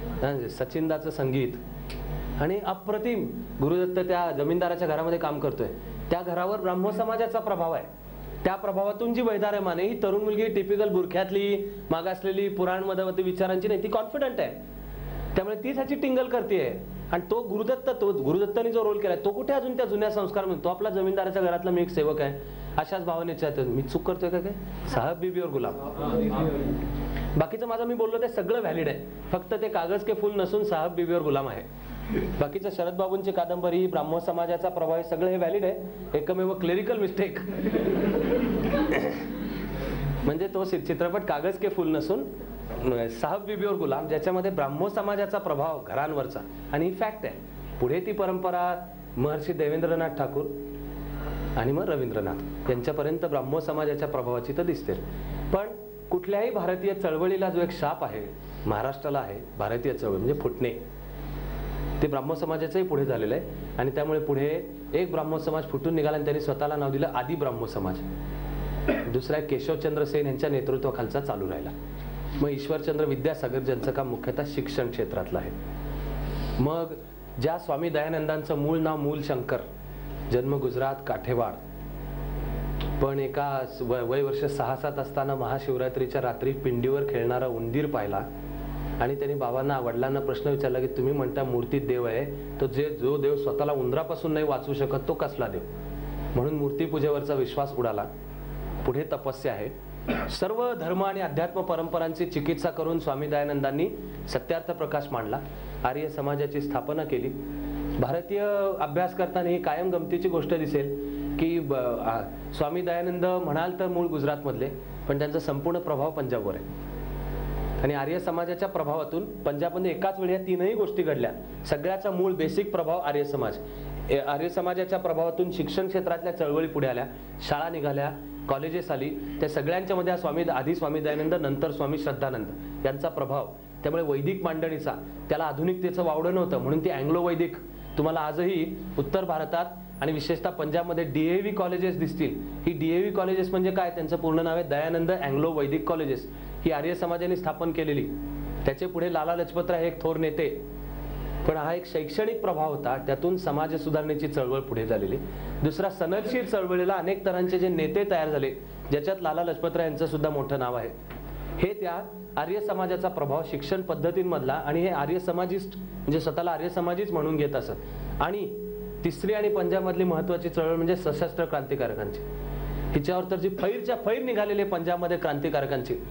आपण जर कधीही चुकून जरी अंदमानला गेलो तर तो जो सेल्युलर जेल आहे त्याच्यामध्ये एक स्मारक असं उभं करून ठेवण्यात आलंय, ज्याच्यावर नावं आहेत की अंदमानच्या जेलमध्ये येऊन सर्व प्रकारचे हाल अत्याचार सोसलेले हे कोण कोण आहेत. तुम्हाला असं दिसेल की एकूण नावांच्या मधले सुमारे 40% बंगाली नाव आहेत, तितकीच इक्वल 40% पंजाबी नाव आहेत, 80. आणि मग उरलेले मिळून महाराष्ट्राचा कडूल, अंदमान बद्दल बोलतोय, अंदमान बद्दल बोलतोय, पण असे उरलेले मिळून अंदमान मध्ये आले, लढले, सडले, याच्यामध्ये असे उरलेले सगळे मिळून 20% ज्याच्यात एक सावरकर आहेत. सावरकर त्यांचा भाऊ म्हणजे बाबाराव. पण पंजाबमध्ये हा आर्य समाजाचा प्रभाव होता. हा मूर्तीपूजा न मानणारा, बुद्धिनिष्ठा मानणारा, चातुर्वर्ण्याचा निषेध करणारा, त्यामुळे सामाजिक समतेचा संदेश मांडणारा आणि हे सगळं अत्यंत आक्रमकपणे मांडणारा आर्य समाजाने अर्थातच पंजाबमध्ये हे करताना ख्रिश्चनिटी आणि इस्लाम याचाही प्रतिकार, विरोध ही मांडणी केलेली आहे. पुढच्या नंतरच्या इतिहासामध्ये आर्य समाजाचा दुर्दैवाने शिखांशी सुद्धा झगडा आहे. आणि तुम्हाला आर्य समाज आणि शीख यांच्या झगड्यामध्येच काहीशी बीज पंजाबी सुभाची मागणी, संत फत्तेसिंग यांचं 1967 सालातलं उपोषण, त्यानंतर ज्या वेळेला जनगणना चालू झाली स्वतंत्र भारतामध्ये, तेव्हा पंजाबमधल्या शिखांनी आपली मातृभाषा सांगितली पंजाबी आणि पंजाबमधल्या हिंदूंनी मात्र आपली मातृभाषा सांगितली हिंदी. तेव्हा एक जे सामाजिक भेद निर्माण झाला तेव्हापासून की अरे हे घरात बोलतात पंजाबी, पण ते सन्मानाने मातृभाषा म्हणून पंजाबी सांगत नाही, ते हिंदी सांगतात. का? कारण ते पंजाबीला खेडवळ समजतात, ग्रामीण ढंगाची खेडवळ. ते काय फक्त शिखांनी, त्या शिखांमध्ये जे सहेजधारी म्हणजे दाढी मिशा 5 ककार पाळणारे, पंजाबच्या सामाजिक जीवनामध्ये एक भेद पुढे त्याच्यातला. पण स्वातंत्र्य चळवळीच्या काळात समाज सुधारणा चळवळ म्हणून आर्य समाजाचा हा फार मोठा ठसा आहे. बंगालपासून सुरुवात होत जगापर्यंत प्रभाव पोचला आणि भारतभर एक मुख्य काम केलं. ज्या प्रकारची भूमिका आर्य समाजाने पंजाबमध्ये बजावलेली आहे तशाच प्रकारची भूमिका स्वामी विवेकानंद, भगिनी निवेदिता आणि त्यांच्या स्थापनेतून म्हणजे त्यांच्या प्रेरणेतून स्थापन झालेलं आणि पुढे वाढलेलं रामकृष्ण मिशन आणि रामकृष्ण मठ, तीनही गोष्टी बंगालमध्ये एका वेळी.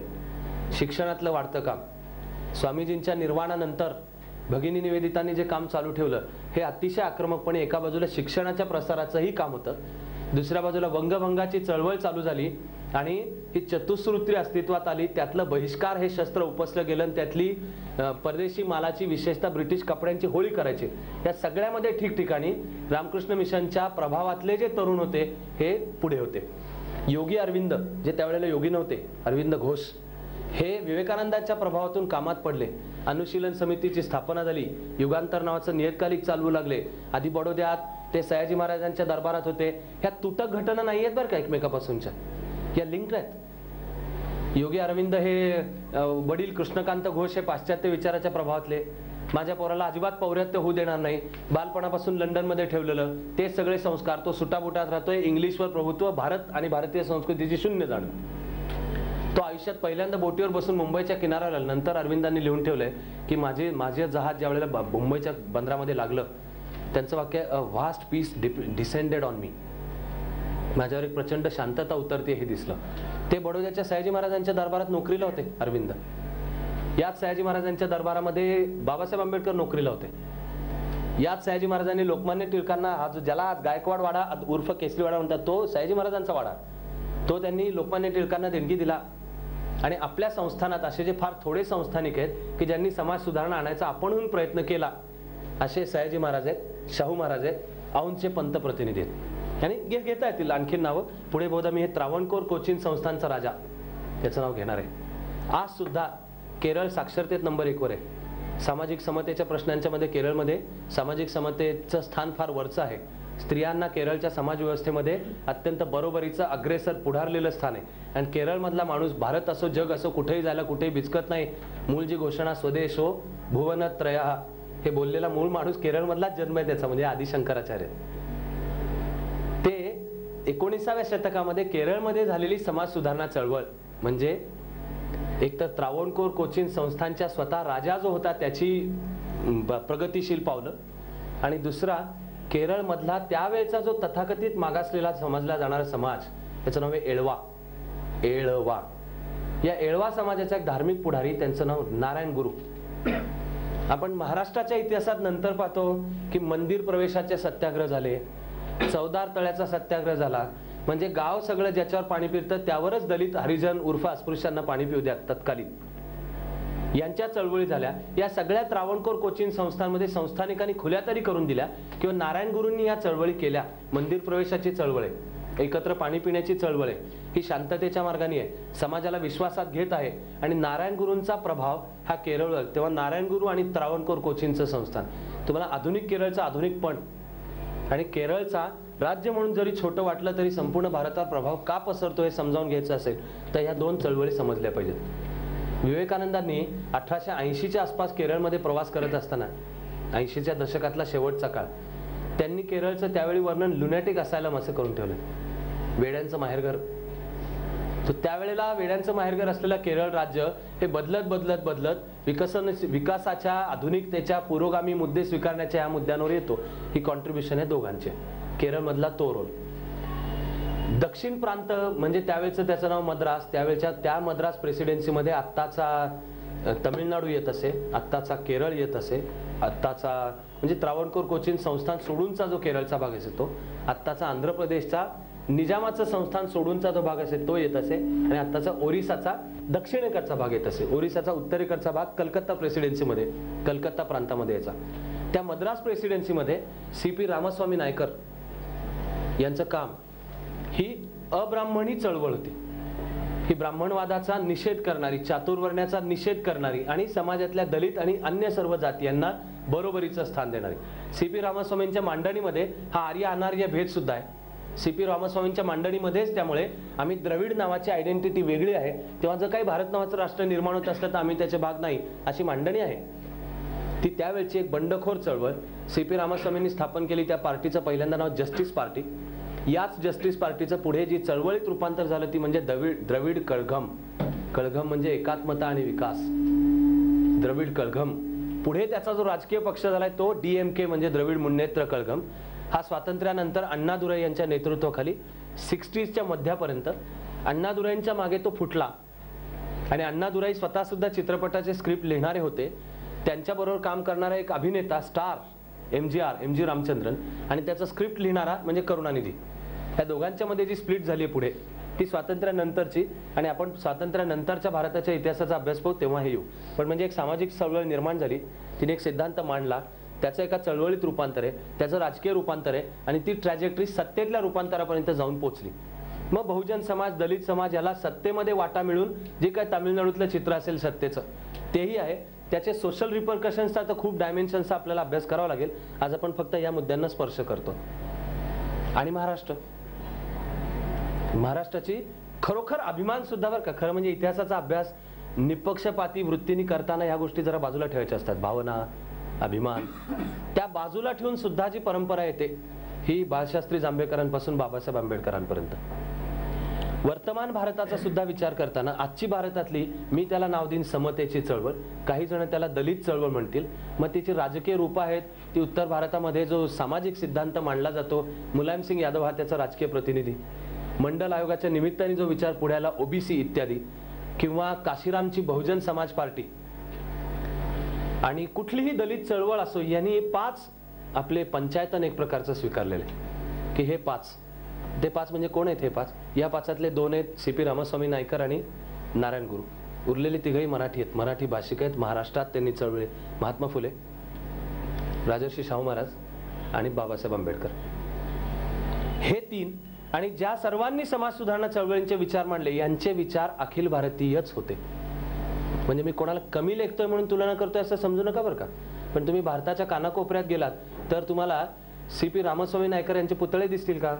नारायण गुरूंचे पुतळे दिसतील का? नाही दिसणार. अगदीच असलं तर ठीक आहे की मायावती जेव्हा मुख्यमंत्री होती त्यावेळेला काहीतरी एखादा पुतळा असेल. पण मायावती मुख्यमंत्री होती तेव्हा एका जिल्ह्याला फुले नगर नाव, एका जिल्ह्याला आंबेडकर नगर नाव. सगळ्यात जे हाऊसिंगचं, गरिबांच्यासाठीचं हाऊसिंगचं सगळ्यात मोठं प्रोजेक्ट याला नाव देताना ती त्यातली राजकीय होड, पळापळ बोलू, मग हे काहीतरी झालंय. म्हणजे ह्याला हा प्रश्न काय आत्ताच आलाय काय? या एरवी मला हळू बोला म्हणून सांगतात घरी गेल्यावर.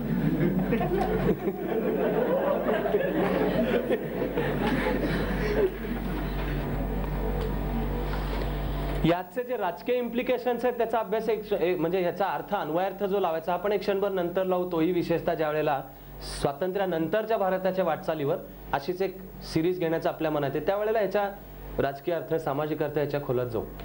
पण हे तिघं आणि महाराष्ट्रातल्या प्रबोधनाची परंपरा ही बाळशास्त्री जांभेकर यांच्यापाशी सुरू होते. पहिलं वृत्तपत्र काढणारे, पहिली शाळा काढणारे, त्या शाळेमध्ये आधुनिक इंग्रजीचं शिक्षण देणारे. त्या परंपरेमध्ये आपल्याला महाराष्ट्रापुरतं पाहताना मी म्हणणार आहे अन्वयार्थ मांडायला या प्रत्येकाचं चरित्र दीर्घ सांगावं लागणार आहे बरं का. पण मी ढोबळमाने 2 प्रकार करीन. मगाशच्या सत्रात थांबताना मी अँग्लोफाईल्स उर्फ वेस्टर्नर्स असं म्हणलं होतं आणि दुसरे म्हणले होते की परंपरेशी मेळ घालणारे. खरं म्हणजे त्याच्यात एक छोटी दुरुस्ती करायला पाहिजे. पराभवाच्या भावनेतून आणि आपण एकेकाळी राज्यकर्ते होतो आपलं राज्य का गेलं आणि असं स्वातंत्र्य पुन्हा का मिळवतंय या चिंतनातून समाजाच्या ज्या प्रतिक्रिया उमटल्या याचे खरे म्हणजे प्रकार करायला हवेत. मग खरं तर 3 तो माझा बोलायचा राहिला तिसरा. एक अँग्लोफाईल्स उर्फ वेस्टर्नर्स म्हणजे आपलं सगळं टाकून द्या आणि परकीयांचं सगळं घ्या तरच या समाजाचं भलं आहे असं म्हणणारा वर्ग. त्याचा त्यामुळे भारतीय परंपरा, भारतीय इतिहास, भारतीय संस्कृती, भारतीय धर्म यातल्या कशावरच त्यामुळे विश्वास नाही. उलट या सगळ्यांनीच आपल्याला खड्ड्यात घातले त्यामुळे हे सगळं फेकून दिलं पाहिजे म्हणणारा. दुसरा मी मगाशी सांगितला पण त्याच्या आधी तो तिसरा समजावून घ्यायला पाहिजे. त्याला मी नाव देतो ट्रॅडिशनलिस्ट, पुराण मतवादी.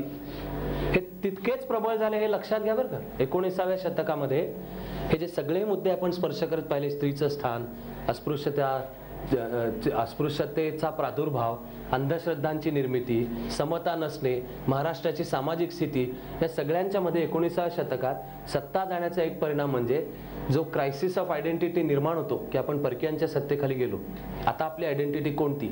अशा वेळी एक वर्ग म्हणून पूर्वीचं ते सगळं सोडा आणि हे परकीयांचं सगळं घ्या हे स्वीकारतो. तसा दुसरा तितकाच त्या क्रायसिस ऑफ आयडेंटिटी पायीच असा वर्ग तयार होतो की जो म्हणतो की उलट जुनं आहे ते सगळं पकडून बसू, तेच सगळं सोनं आहे, सर्व विद्वत्ता वेदातच आहे, नाही नाही चातुर्वर्ण बरोबरच आहे, नाही नाही अशा जाती पाळल्याच पाहिजेत, कारण की सगळ्या आक्रमणांच्या शतकानुशतकन हजार वर्ष आम्ही टिकलो ह्याच्यावर ग्रंथ लिहिले गेलेत, पुस्तकं लिहिली गेलेत, मोठमोठाले वाद झालेत, फिजिकल मारामाऱ्या सुद्धा झालेल्या आहेत.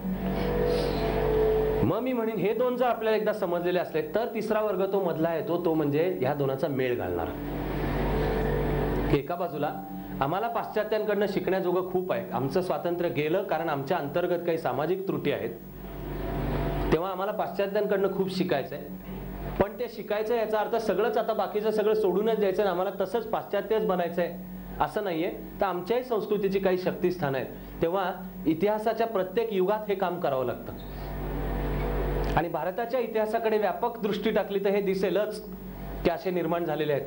गौतम बुद्धाचं भारताच्या इतिहासातलं स्थान काय? वर्धमान महावीर आणि गौतम बुद्ध हे वेदांविरुद्धचं बंड आहे, चातुर्वर्ण्याविरुद्धचं बंड आहे, हिंसकतेविरुद्धचं बंड आहे. 8व्या शतकामध्ये शंकराचार्यांचं स्थान काय आहे? तर त्यावेळपर्यंतच्या भारतामध्ये जे मुख्य दोन वैचारिक आणि व्यावहारिक वाद आहेत, वेद मानणारे आणि न मानणारे, म्हणून बौद्ध जैन इत्यादी परंपरा ह्या वेद न मानणाऱ्या, यांचा मेळ घालून एक सिद्धांत समोर ठेवणे. शंकराचार्यांना प्रच्छन्न बुद्ध असंच म्हणले, प्रच्छन्न म्हणजे छुपे.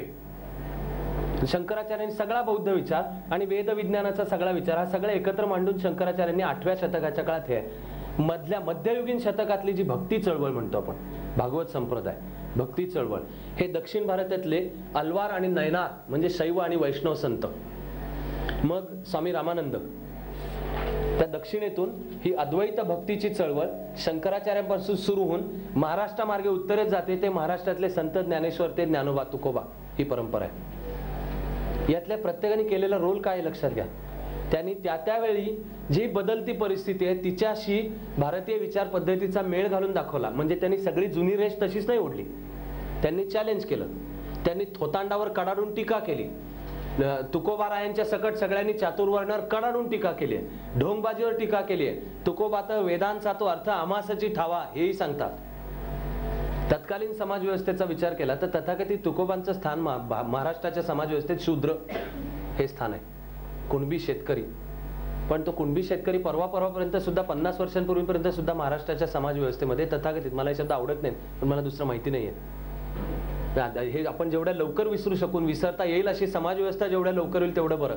पण एक शूद्र असलेला तुकोबारा आहे, हा कॉन्फिडेंटली सांगतो वेदांचा तो अर्थ आमासाची ठावा, आणि सांगतो हे टिळे लावले माळा घातल्या वगैरे म्हणजे काही धर्म नाहीये, जे का रंजले गांजले. इतिहासाच्या प्रत्येक युगात त्या वेळच्या समाज सुधारकांनी हा रोल केलेला आहे. आधुनिक काळामधल्या समाज सुधारकांचा ज्यांचा अभ्यास पाहतो त्यांचा हा रोल आहे. आणि मी म्हणेन की स्वामी दयानंद, विवेकानंद, ॲनी बेझंट यांची थिओसॉफिकल सोसायटी जिचं अड्यारला, मद्रासमध्ये अड्यारला ऑफिस होतं, यांनी केलेला हा रोल आहे. यातल्या कोणाचंही वाङ्मय तुम्ही काढून पहा, ते एकाच वेळेला सगळं जुनं आहे त्याचं अजिबात समर्थन करत नाही. चातुर्वर्ण्यावर, विषमतेवर, समाजातल्या अस्पृश्यांवर अन्याय करण्यावर आणि स्त्रियांच्यावर मागासलेलेपणा ठेवण्यावर जेवढी कडाडून टीका विवेकानंदांनी केलेली आहे ती म्हणजे तशीच तितकीच कडाडून टीका महात्मा फुलेंची दिसेल तुम्हाला. म्हणजे काकणभर सुद्धा कमी नाहीये. महात्मा फुले हे जे ऐतिहासिक स्थान आहे महाराष्ट्राच्या, भारताचे, हे तरी काय हो. त्यांच्या काळात महात्मा फुलेंवर टीका खूप झाली. महात्मा फुले ख्रिश्चन मिशनऱ्यांच्या जवळचे होते. ख्रिश्चन मिशनरी दीर्घकाळ प्रयत्नही करत होते की धर्म बदल आणि ख्रिश्चन हो. महात्मा फुलेंनी धर्म बदलला नाही, पण तरी जे चांगलं शिकायचं ते शिकलं आणि सत्यशोधक समाज, ज्याचं पुढे नंतरचं नाव आहे सत्यार्थ शोधक असं काहीतरी, पुढे नंतर नाव बदललं पण त्यावेळेपर्यंत ही चळवळ ओसरलेलीच होती. महात्मा फुलेंचा सत्यशोधक समाज, महात्मा फुलेंचे त्याला त्यांनी नाव दिले अखंड. महात्मा फुले निरीश्वरवादी नाहीत, एक ईश्वर मानतात, त्या ईश्वराला आकार नाही. म्हणजे गुरु नानक, स्वामी दयानंद, विवेकानंद जो अद्वैत वेदांत सांगतायत तो, नारायण गुरूंनी ज्या विचारांच्या आधारावर या परिवर्तनाची सुरुवात केली आहे आणि महाराष्ट्रामधले हे सगळे विचार हे तर दिसतीलच आपल्या. महाराष्ट्राकडे जर यायचं असेल तर मग मी दोन मुख्य प्रवाह त्याला म्हणेन. या प्रवाहांचं त्या काळात एकमेकाशी भांडण झालंय आणि नंतरच्या महाराष्ट्राची जडणघडण, स्वातंत्र्य चळवळ, नंतर संयुक्त महाराष्ट्र चळवळ, अगदी आज तागायत सर्व राजकीय चळवळी, वैचारिक चळवळी, सामाजिक चळवळी यातल्या दोनातल्या कोणातरी एकाशी नातं सांगतात. म्हणजे ते आजपर्यंत चालू आहे. मी जे शब्द इथे उच्चारणार आहे ते हे दोन एकमेकांच्या विरुद्ध आहेत, ते एकमेकांकरता वापरतात ते शब्द नाही वापरणार. म्हणजे त्यात व्हॅल्यू जजमेंट आहे, एक ग्रुप दुसऱ्याला ना, म्हणजे पुरोगामी आणि प्रतिगामी, किंवा संस्कृती संरक्षक आणि संस्कृती नष्ट करणारे, संस्कृती विद्रोही, देशद्रोही, असे मी जे दोन शब्द वापरणारे, एक आहे पुरोगामी चळवळीचे, आणि दुसऱ्याला मी शब्द वापरणारे संस्कृतीनिष्ठ, ज्यांना पटतं ते पटू शकतात, वैचारिक भेद राहणार, आजतागायत राहणार, आत्ताच्या राजकारणात सुद्धा दिसतात. सर्वसाधारणपणे मी म्हणेन लोकहितवादी, महात्मा फुले, ऍक्च्युली महात्मा फुलेंचं स्थान तरी आणखीन वेगळंच राहील, पण लोकहितवादी गोपाळ गणेश आगरकर, गोखले, आणि स्वतंत्र भारतात तिथून पुढे निर्माण झालेल्या ज्या विविध पुरोगामी चळवळी आहेत, ज्या मुख्यतः डावा विचार किंवा नेमका शब्द आहे समाजवादी चळवळ, हे या वैचारिक घराण्यांशी आपलं नातं अधिक जवळचं सांगतात. पण हे आहे आजची परंपरा, घाव घाला, कडाडून तुटून पडा. त्यांचे उद्देश आणि निष्ठा या पक्क्याच आहेत बरं का, म्हणजे यातला एकही माणूस म्हणून कर्तृत्वाने काही कमी ठरतो अथवा जास्त ठरतो अशातला भाग नाहीये, पण हा एक सिक्वेन्स. जबकि संस्कृतीनिष्ठ नावाचा जो आहे त्याला मला माहिती आहे की जे पुरोगामी आहेत ते स्वयंघोषित पुरोगामी, याला प्रतिगामी म्हणणार आहेत. मी क्षणभर त्या वादामध्ये आता शिरत नाही, आपलं काम त्यात समजावून घेणे, मत ज्याचं तो बनवू शकतो. पण बाळशास्त्री जांभेकर, विष्णुशास्त्री चिपळूणकर, लोकमान्य टिळक त्या परंपरेत येतील, आणि टिळक पंथीय महाराष्ट्रामध्ये पुढे जे होत गेले, असे दोन प्रवाह आपल्याला दिसतील. आणि या दोन प्रवाहांना आजच्या चित्रामध्ये सुद्धा, ही जी मी दुसरी संस्कृतीनिष्ठ वगैरे सांगितली, ही मुख्यतः आजच्या चळवळीत सुद्धा, आजच्या राजकारणामध्ये सुद्धा ही राष्ट्रवादी, राजकीय दृष्ट्या ज्यांना उजवे समजतात, आणि त्यातलं विशेषतः क्लासिक क्लोज सगळ्यात द बेस्ट उदाहरण म्हणजे संघ परिवार आणि हिंदुत्वाचा विचार मांडणारे, हिंदुत्वाची चळवळ मांडणारे, हे सगळे त्यांची वैचारिक नाळ ही अधिक लोकमान्य टिळक, विष्णुशास्त्री चिपळूणकर, बाळशास्त्री जांभेकर अशांशी सांगतात. महाराष्ट्राच्या वर्तमानकालीन सुद्धा सामाजिक, सांस्कृतिक, राजकीय आणि कलात्मक जीवनामध्ये सुद्धा हा डिव्हाइड किंवा हा मतभेद आणि त्याचं प्रतिबिंब आपल्याला दिसून येईल. 19व्या शतकाने हा प्रचंड मोठा वाद पाहिला. त्या वादाला नाव होतं आधी सामाजिक समता की आधी राजकीय स्वातंत्र्य. आणि हा प्रत्येक वाद लढणारे एकमेकांचे जिगरी दोस्त, हिंदी पिक्चरच आहे म्हणजे, पण याचं भयंकर नियतीने लिहिलेलं स्क्रिप्ट आहे. जिगरी दोस्त टिळक आणि आगरकर आयुष्याबद्दलच्या प्रतिज्ञा एकत्र बसले आणि सुरुवात केली शिक्षणाच्या कामापासून. आणि त्यावेळेला वृत्तपत्र येऊ लागलेली होती, स्थानिक भाषेतली येऊ लागलेली होती, म्हणून एक इंग्लिशमध्ये मराठा आणि मराठीमध्ये केसरी हा सुरू केला. केसरीचे पहिल्या काळातले संपादक गोपाळ गणेश आगरकर आहेत. महादेव चिमणाजी आपटे हे डेक्कन एज्युकेशन सोसायटीच्या संस्थापकातले पहिले, हे लोकमान्यांचे क्लासमेट आणि कायम पहिले येणारे कॉलेजमध्ये. गोपाळकृष्ण गोखले नंतरच्या काळामध्ये त्याला जॉईन झाले, पण फाटाफुटीचा इतिहास. आणि आपण जर पाहायला गेलं की भांडणं कुठल्या मुद्द्यांच्यावरून झालीत, कुठल्या कशाच्या मुद्द्यांच्यावरून झालीत. गोपाळ गणेश आगरकर यांना कुठली तरी एक व्याख्यानमाला त्यांनी केली, त्याबद्दल 500 रुपये मानधन मिळालं. डेक्कन एज्युकेशन सोसायटीच्या सगळ्यांनी प्रतिज्ञा घेतलेली होती, ती जी ख्रिश्चन मिशनऱ्यांची सुद्धा असते, पॉवर्टी, चॅस्टिटी अँड ओबिडियन्स, आयुष्यभर गरीब राहू, आयुष्यभर पवित्रता पाळू. ती पवित्रतेचे जे काही ज्यांनी त्यांनी ठरवलेले नियम असतील. आणि ओबिडियन्स म्हणजे संघटनेला शरण असू, संघटनेचं ऐकू, तो आपल्याला वेगळं आयुष्य नाही, वैयक्तिक आयुष्य नाही, संपत्ती करायची नाही. डेक्कन एज्युकेशन सोसायटीच्या बैठकीमध्ये लोकमान्य टिळकांनी मुद्दा उपस्थित केला की व्याख्यानमालेबद्दल गोपाळ गणेश आगरकर यांना 500 रुपये मिळाले, ते त्यांनी संस्थेत भरायला पाहिजे. आगरकरांची पार्श्वभूमी नेहमी मगाशी बोललो, आगरकरांना कधी नव्हे ते आणि त्यावेळेचे 500 जर काही लक्षात घ्या, म्हणजे आत्ताच्या भाषेतली रक्कम छोटी नाही आहे, ती कदाचित 5 लाखाच्या आसपास निघेल म्हणे. तर आगरकर म्हणाले की ही माझी व्याख्यान मला वैयक्तिक, मला गोपाळ गणेश आगरकर या नात्याने बोलवले, मला काही डेक्कन एज्युकेशन सोसायटीचा सदस्य म्हणून नाही बोलवलेलं, मला केसरीचा संपादक म्हणून नाही बोलवलं. टिळक भांडत राहिले, म्हणले असं काय वेगळं असतं काय, तर तुमच्या निमंत्रण पत्रिकेत काय वेगळं लिहिलेलं असतं का की तुम्ही डेक्कन एज्युकेशन सोसायटीचे पदाधिकारी या नात्याने अमुक व्याख्यान मला द्यायला हवी. आपण आपलं जर ठरलंय की जीवन सगळं सर्वस्व केलंय, तर गोपाळ गणेशकर आगरकर या नात्याने बोलवले अथवा टिळक म्हणजे डेक्कन एज्युकेशन सोसायटी, यात फरक काय उरला? कडाक्याचं भांडण. डेक्कन एज्युकेशन सोसायटी पहिली फुटली, या मुद्द्यावर फुटून बाहेर पडले. म्हणून आगरकरांनी केसरीच्या संपादकत्वाची जबाबदारी नाकारली.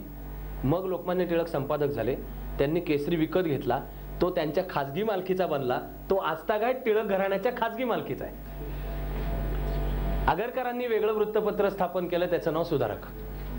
लोकमान्य राहत होते इथे, आगरकर राहायला गेले फर्ग्युसन कॉलेजच्या बाहेर मालराणे. त्याचं फर्ग्युसन कॉलेजचे प्राचार्य म्हणून काही काळ त्यांची नियुक्ती झाली होती. मग आगरकर सुधारकमध्ये आणि लोकमान्य केसरीमध्ये. तुम्हाला श्वास रोखून भाषा ऐकून ठेवायला लागेल. की हे दोनही उत्तुंग शिखर आहेत, दोघंही महान, दोघांची आधुनिक महाराष्ट्रच नव्हे तर भारताच्या जडणघडणीमध्ये अतिशय फंडामेंटल कॉन्ट्रीब्युशन आहे. यांनी एकमेकाबद्दल वापरलेले शब्द काय आहेत? आगरकरांनी टिळकांबद्दल महारोगी कुत्रा, लूत भरलेला कुत्रा, लेखी आहेत बरं का, हे लेखी. आणि टिळकांनी आगरकरांच्या बद्दल माळावरचा महारोगी, लूत भरलेला कुत्रा आणि माळावरचा महारोगी या पातळीपर्यंत जाऊन कडाक्याचा वाद झालेला आहे. पण त्या कडाक्याच्या वादाच्या मुळाशी वैचारिक काय होतं? आगरकरांचं म्हणणं होतं की प्रथम सामाजिक आणि मुख्यतः समतेचा प्रश्न सोडवल्याशिवाय मिळालेल्या स्वातंत्र्याला काही अर्थ नाही. आगरकर स्वातंत्र्य मिळवण्याच्या विरुद्ध नव्हते. आधी काय आणि नंतर काय अग्रक्रमांचा प्रश्न होता. वाद कशातला होता? आधी काय आणि नंतर काय. महात्मा ज्योतिबा फुले आणि आंबेडकर, मी दोन नावं जरा राखून ठेवलीत शेवटाकडे बोलण्याकरता, कारण हे या सगळ्या कॅटेगरीज पेक्षा वेगळे आहेत आणि त्यांची कॉन्ट्रीब्युशन हे वेगळ्या प्रकारचे अधिक समजावून घेणं आवश्यक आहे म्हणून. पण त्यांच्या काळात ज्या महात्मा फुलेंवर आरोप झाला की हे ख्रिश्चन मिशनरींना सामील आहेत, देशद्रोही आहेत, बाबासाहेब आंबेडकरांवर तेव्हा झाला. आज तागायत अरुण शौरीचं हे जे प्रसिद्ध पुस्तक आहे वर्शिपिंग फॉल्स गॉड्स, याच्यात पुरावे आणि मांडणीच्या आधारेच त्यांनी प्रचंड मांडूनच दाखवलं की बाबासाहेब वेळोवेळी इंग्रज सरकारला सामील होऊन कसे करत असत. ती चर्चा सावकाशपणाने तपशीलवार करायला लागेल.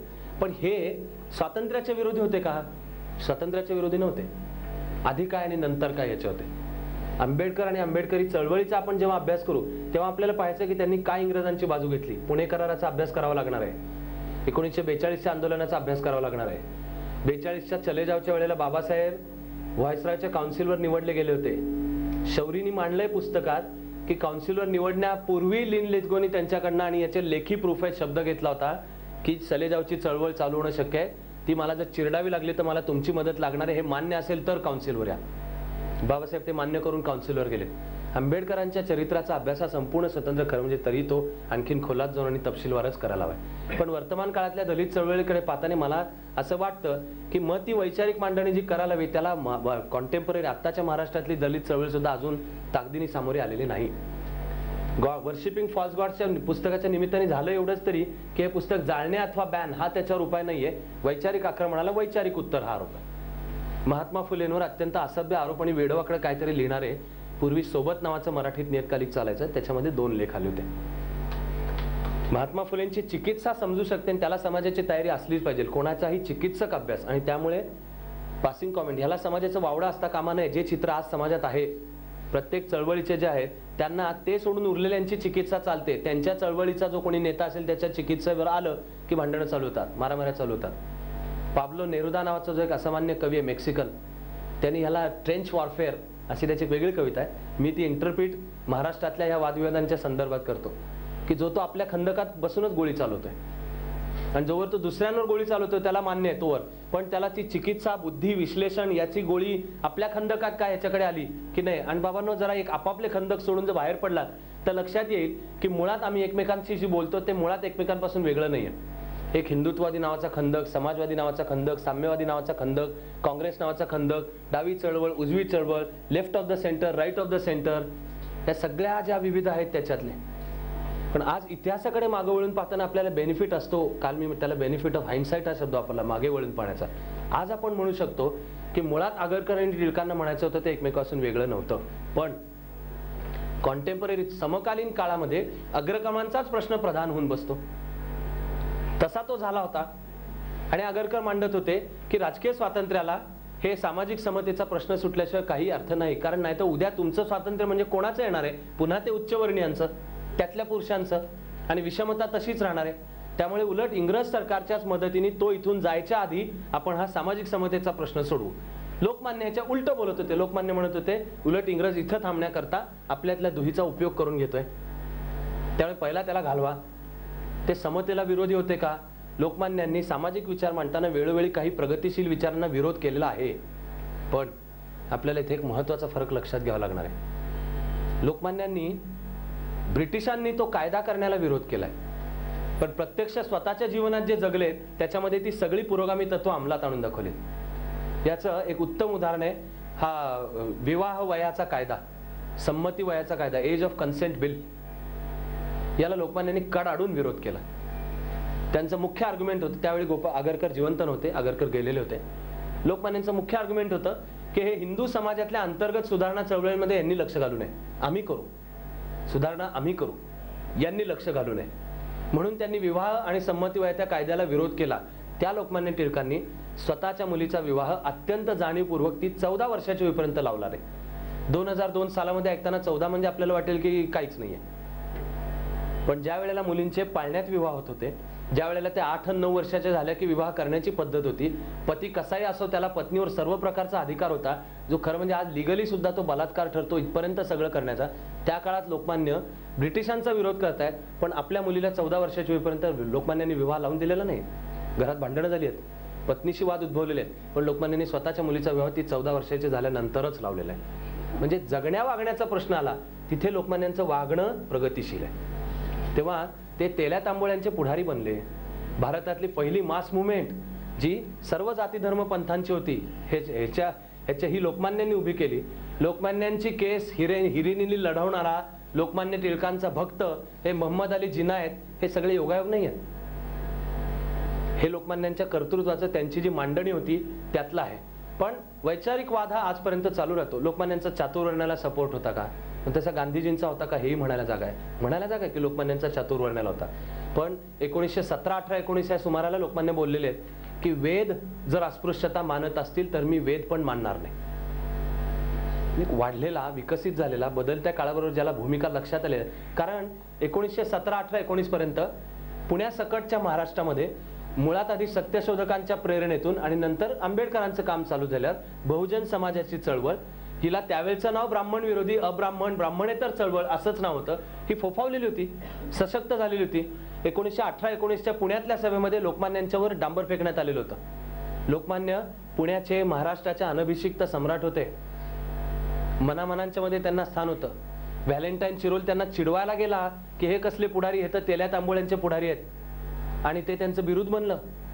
आणि 20व्या शतकातल्या दुसऱ्या कुठल्याही नेत्याची अंत्ययात्रा एवढी प्रचंड मोठी निघाली नाही, एवढी 1-2 ऑगस्टला 1920 साली निघाली. हा जनमानसाचा मासेसचा खरा पहिला लीडर, मास मुवमेंट उभी करणारा, पण सामाजिक भूमिकावर त्यांच्याबद्दलचे आहेत प्रतिवाद, म्हणून डांबर फेकण्यात आलं होतं. त्या डांबर फेकण्याला प्रतिसाद म्हणून लोकमान्य म्हणलेले आहेत की अस्पृश्यता जर वेद मानत असतील तर मी वेद सुद्धा मानणार नाही. गोपाळकृष्ण गोखलेंच्या तर वैचारिक आणि सामाजिक भूमिका या अत्यंत प्रगतिशील तर आहेतच.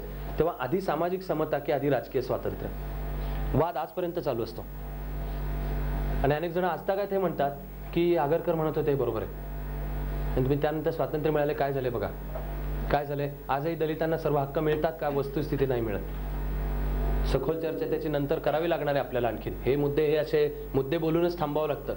पण आज आमचा समाज समतापूर्ण झालाय का, नाही झालाय. उत्तर प्रदेशमध्ये, हरियाणामध्ये आजही दलित मुलगा जाट मुलीच्या प्रेमात पडतो म्हणून दोघांनाही उलट टांगून जाळून मारलं जातं, आणि अख्खं गाव ते पाहतं, आणि त्याच्यानंतर सगळेजण लपलेले राहतात, आणि कोणीही पोलीस आले तर साक्ष द्यायला सुद्धा पुढे येत नाही. म्हणजे ज्या समाज सुधारणा चळवळीचा आढावा घेत आपण इथपर्यंत येतो, तिचा या आधुनिक भारताशी रिलेव्हन्स आहे, आत्ताच्या राजकारणाशी रिलेव्हन्स आहे, त्यातल्या मुद्द्यांची रिलेव्हन्स आहे, हेही आपल्याला दिसेल. मी म्हणलं थांबण्यापूर्वी ज्या दोघांचं स्थान या परंपरा आणि अत्यंत फंडामेंटल कॉन्ट्रीब्युशन महात्मा फुले आणि बाबासाहेब आंबेडकर, त्यातले बाबासाहेब आंबेडकर यांचं आपण 20व्या शतकाकडे जेव्हा येऊ, आजच्या मांडणीमध्ये मी मुख्यतः 19वे शतक ठेवतो. पण मला या सर्व मांडणींमधले वाद सामाजिक समता की राजकीय स्वातंत्र्य असो, किंवा पुरोगामी विरुद्ध प्रतिगामी असो, अथवा संस्कृतीनिष्ठ विरुद्ध संस्कृती विद्रोही असो, याच्यातला जो एक नेमका तोल आहे. आणि तरीही त्यांच्या जीवनाच्या काळात त्यांच्यावर प्रचंड टीका झाली, त्यांना देशद्रोही म्हणलं गेलं, सगळे, पण हा महात्मा फुले आहे. एका बाजूला ख्रिश्चन मिशनरी, त्याद्वारे ख्रिश्चन संप्रदाय, आणि त्यामुळे एकेश्वरवाद, सामूहिक प्रार्थनेचं सूत्र, खरं म्हणजे सगळ्यांनीच केलं का नाही केलं हे ब्राह्मो समाज. त्याच्या आधीची हिंदू परंपरा पाहिली तर त्यात कुठे हे दिसतं का, तर त्याच्यात यज्ञ असतील, मूर्तीपूजा असेल, जो तो आपापली पूजा कर, घरात कर इत्यादी, सामूहिक प्रार्थनेची कल्पना.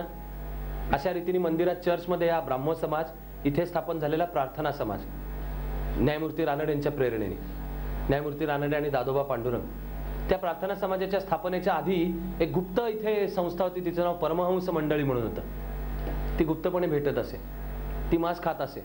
आणि जी चर्च ख्रिश्चॅनिटीतली काय परंपरा आहे, वाईन प्यायची, ब्रेड खायचा, हा काय आहे की मी जिझसचं रक्त पितोय आणि जिझसचं मांस खातोय, मिनिंग देअर बाय की मी जिझसचे एकरूप होतोय. जे स्पिरिट जीससमध्ये तेच माझ्यामध्ये, ही ख्रिश्चन परंपरेतली असेल मांडणी. पण यांनी स्वीकारलं, पाणी घ्यायचं, भाकरी खायची, स्वीकारलंय. सामूहिक प्रार्थनेचं तत्व स्वीकारलेलं आहे. निराकार ईश्वर हा वेदांच्या मांडणीत असेल. सगळे धर्म अभ्यास करायला गेले तर मी तर खात्रीने स्वतंत्रपणे वैचारिक मांडणी कधी आपण म्हणूच शकून आपल्याला समजलंच पाहिजे की मुळात सगळे धर्म एकसारखंच सांगतात. ईश्वर अथवा सत्य ह्याला आकार नाही, त्या ईश्वराला आकार नाही. कोणी आकाराद्वारे त्याची पूजा करतील, कोणी नाहीत करणार. कोणी सिंबलद्वारे करतील, कोणी ओंकार हे त्याचं सिंबल म्हणतील, कोणी 786 हे सिंबल म्हणतील, कोणी क्रॉस हे सिंबल म्हणतील. सिंबलच आहे. शंकराचं मंदिर असो, काबा असो, ह्याचा चर्च, कॉन्स्टँटिनोपलचा चर्च असो, तो विचार पद्धती सिंबल ठरवते. पण सर्व अंतिमतः बंडखोर विचारांच्या सकटचे हे विश्वाचं सत्य, एनर्जी अथवा ईश्वर म्हणायचं तर तो एक आहे, तो निराकार आहे, त्याला वेगवेगळ्या नावांनी ओळखलं जातं. पण सामूहिक प्रार्थनेचं तत्व हे ख्रिश्चनिटीचा प्रभाव आहे. प्रार्थना समाजाने ते स्वीकारलं. बंगालमध्ये जो प्रभाव ब्राह्मो समाजाचा आहे तत्कालीन 19व्या शतकावर, तसा प्रभाव महाराष्ट्राच्या बुद्धिवादी वर्गावर प्रार्थना समाजाचा आहे. न्यायमूर्ती रानडेंचं काम.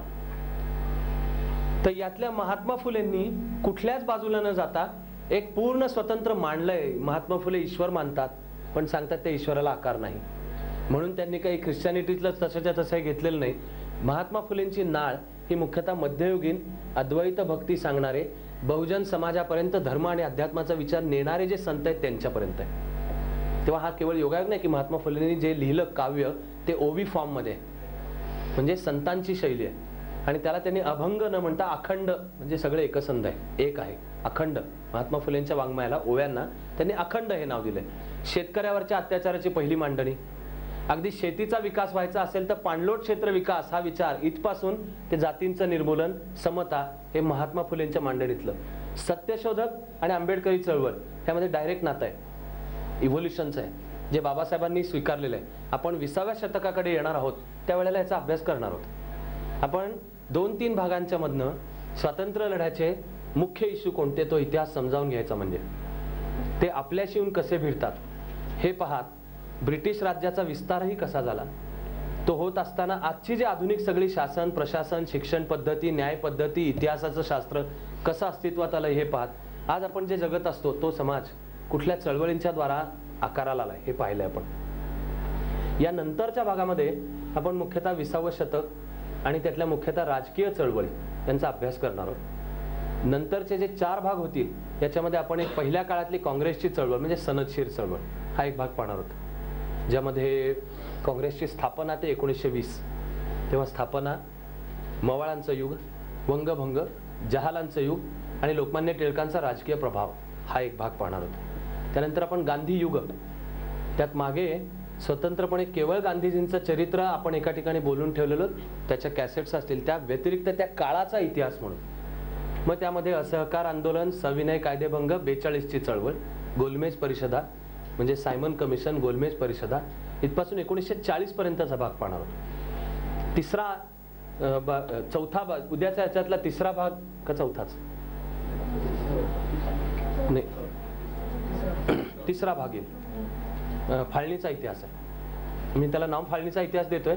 हा कम्युनलिझम वाढत कसा गेला, जातीयतावाद, ज्याची पुढे परिणती आहेत ब्रिटिश धोरणं, तिथे डिवाइड अँड रूल हा भाग येईल आणि फाळणीपर्यंत.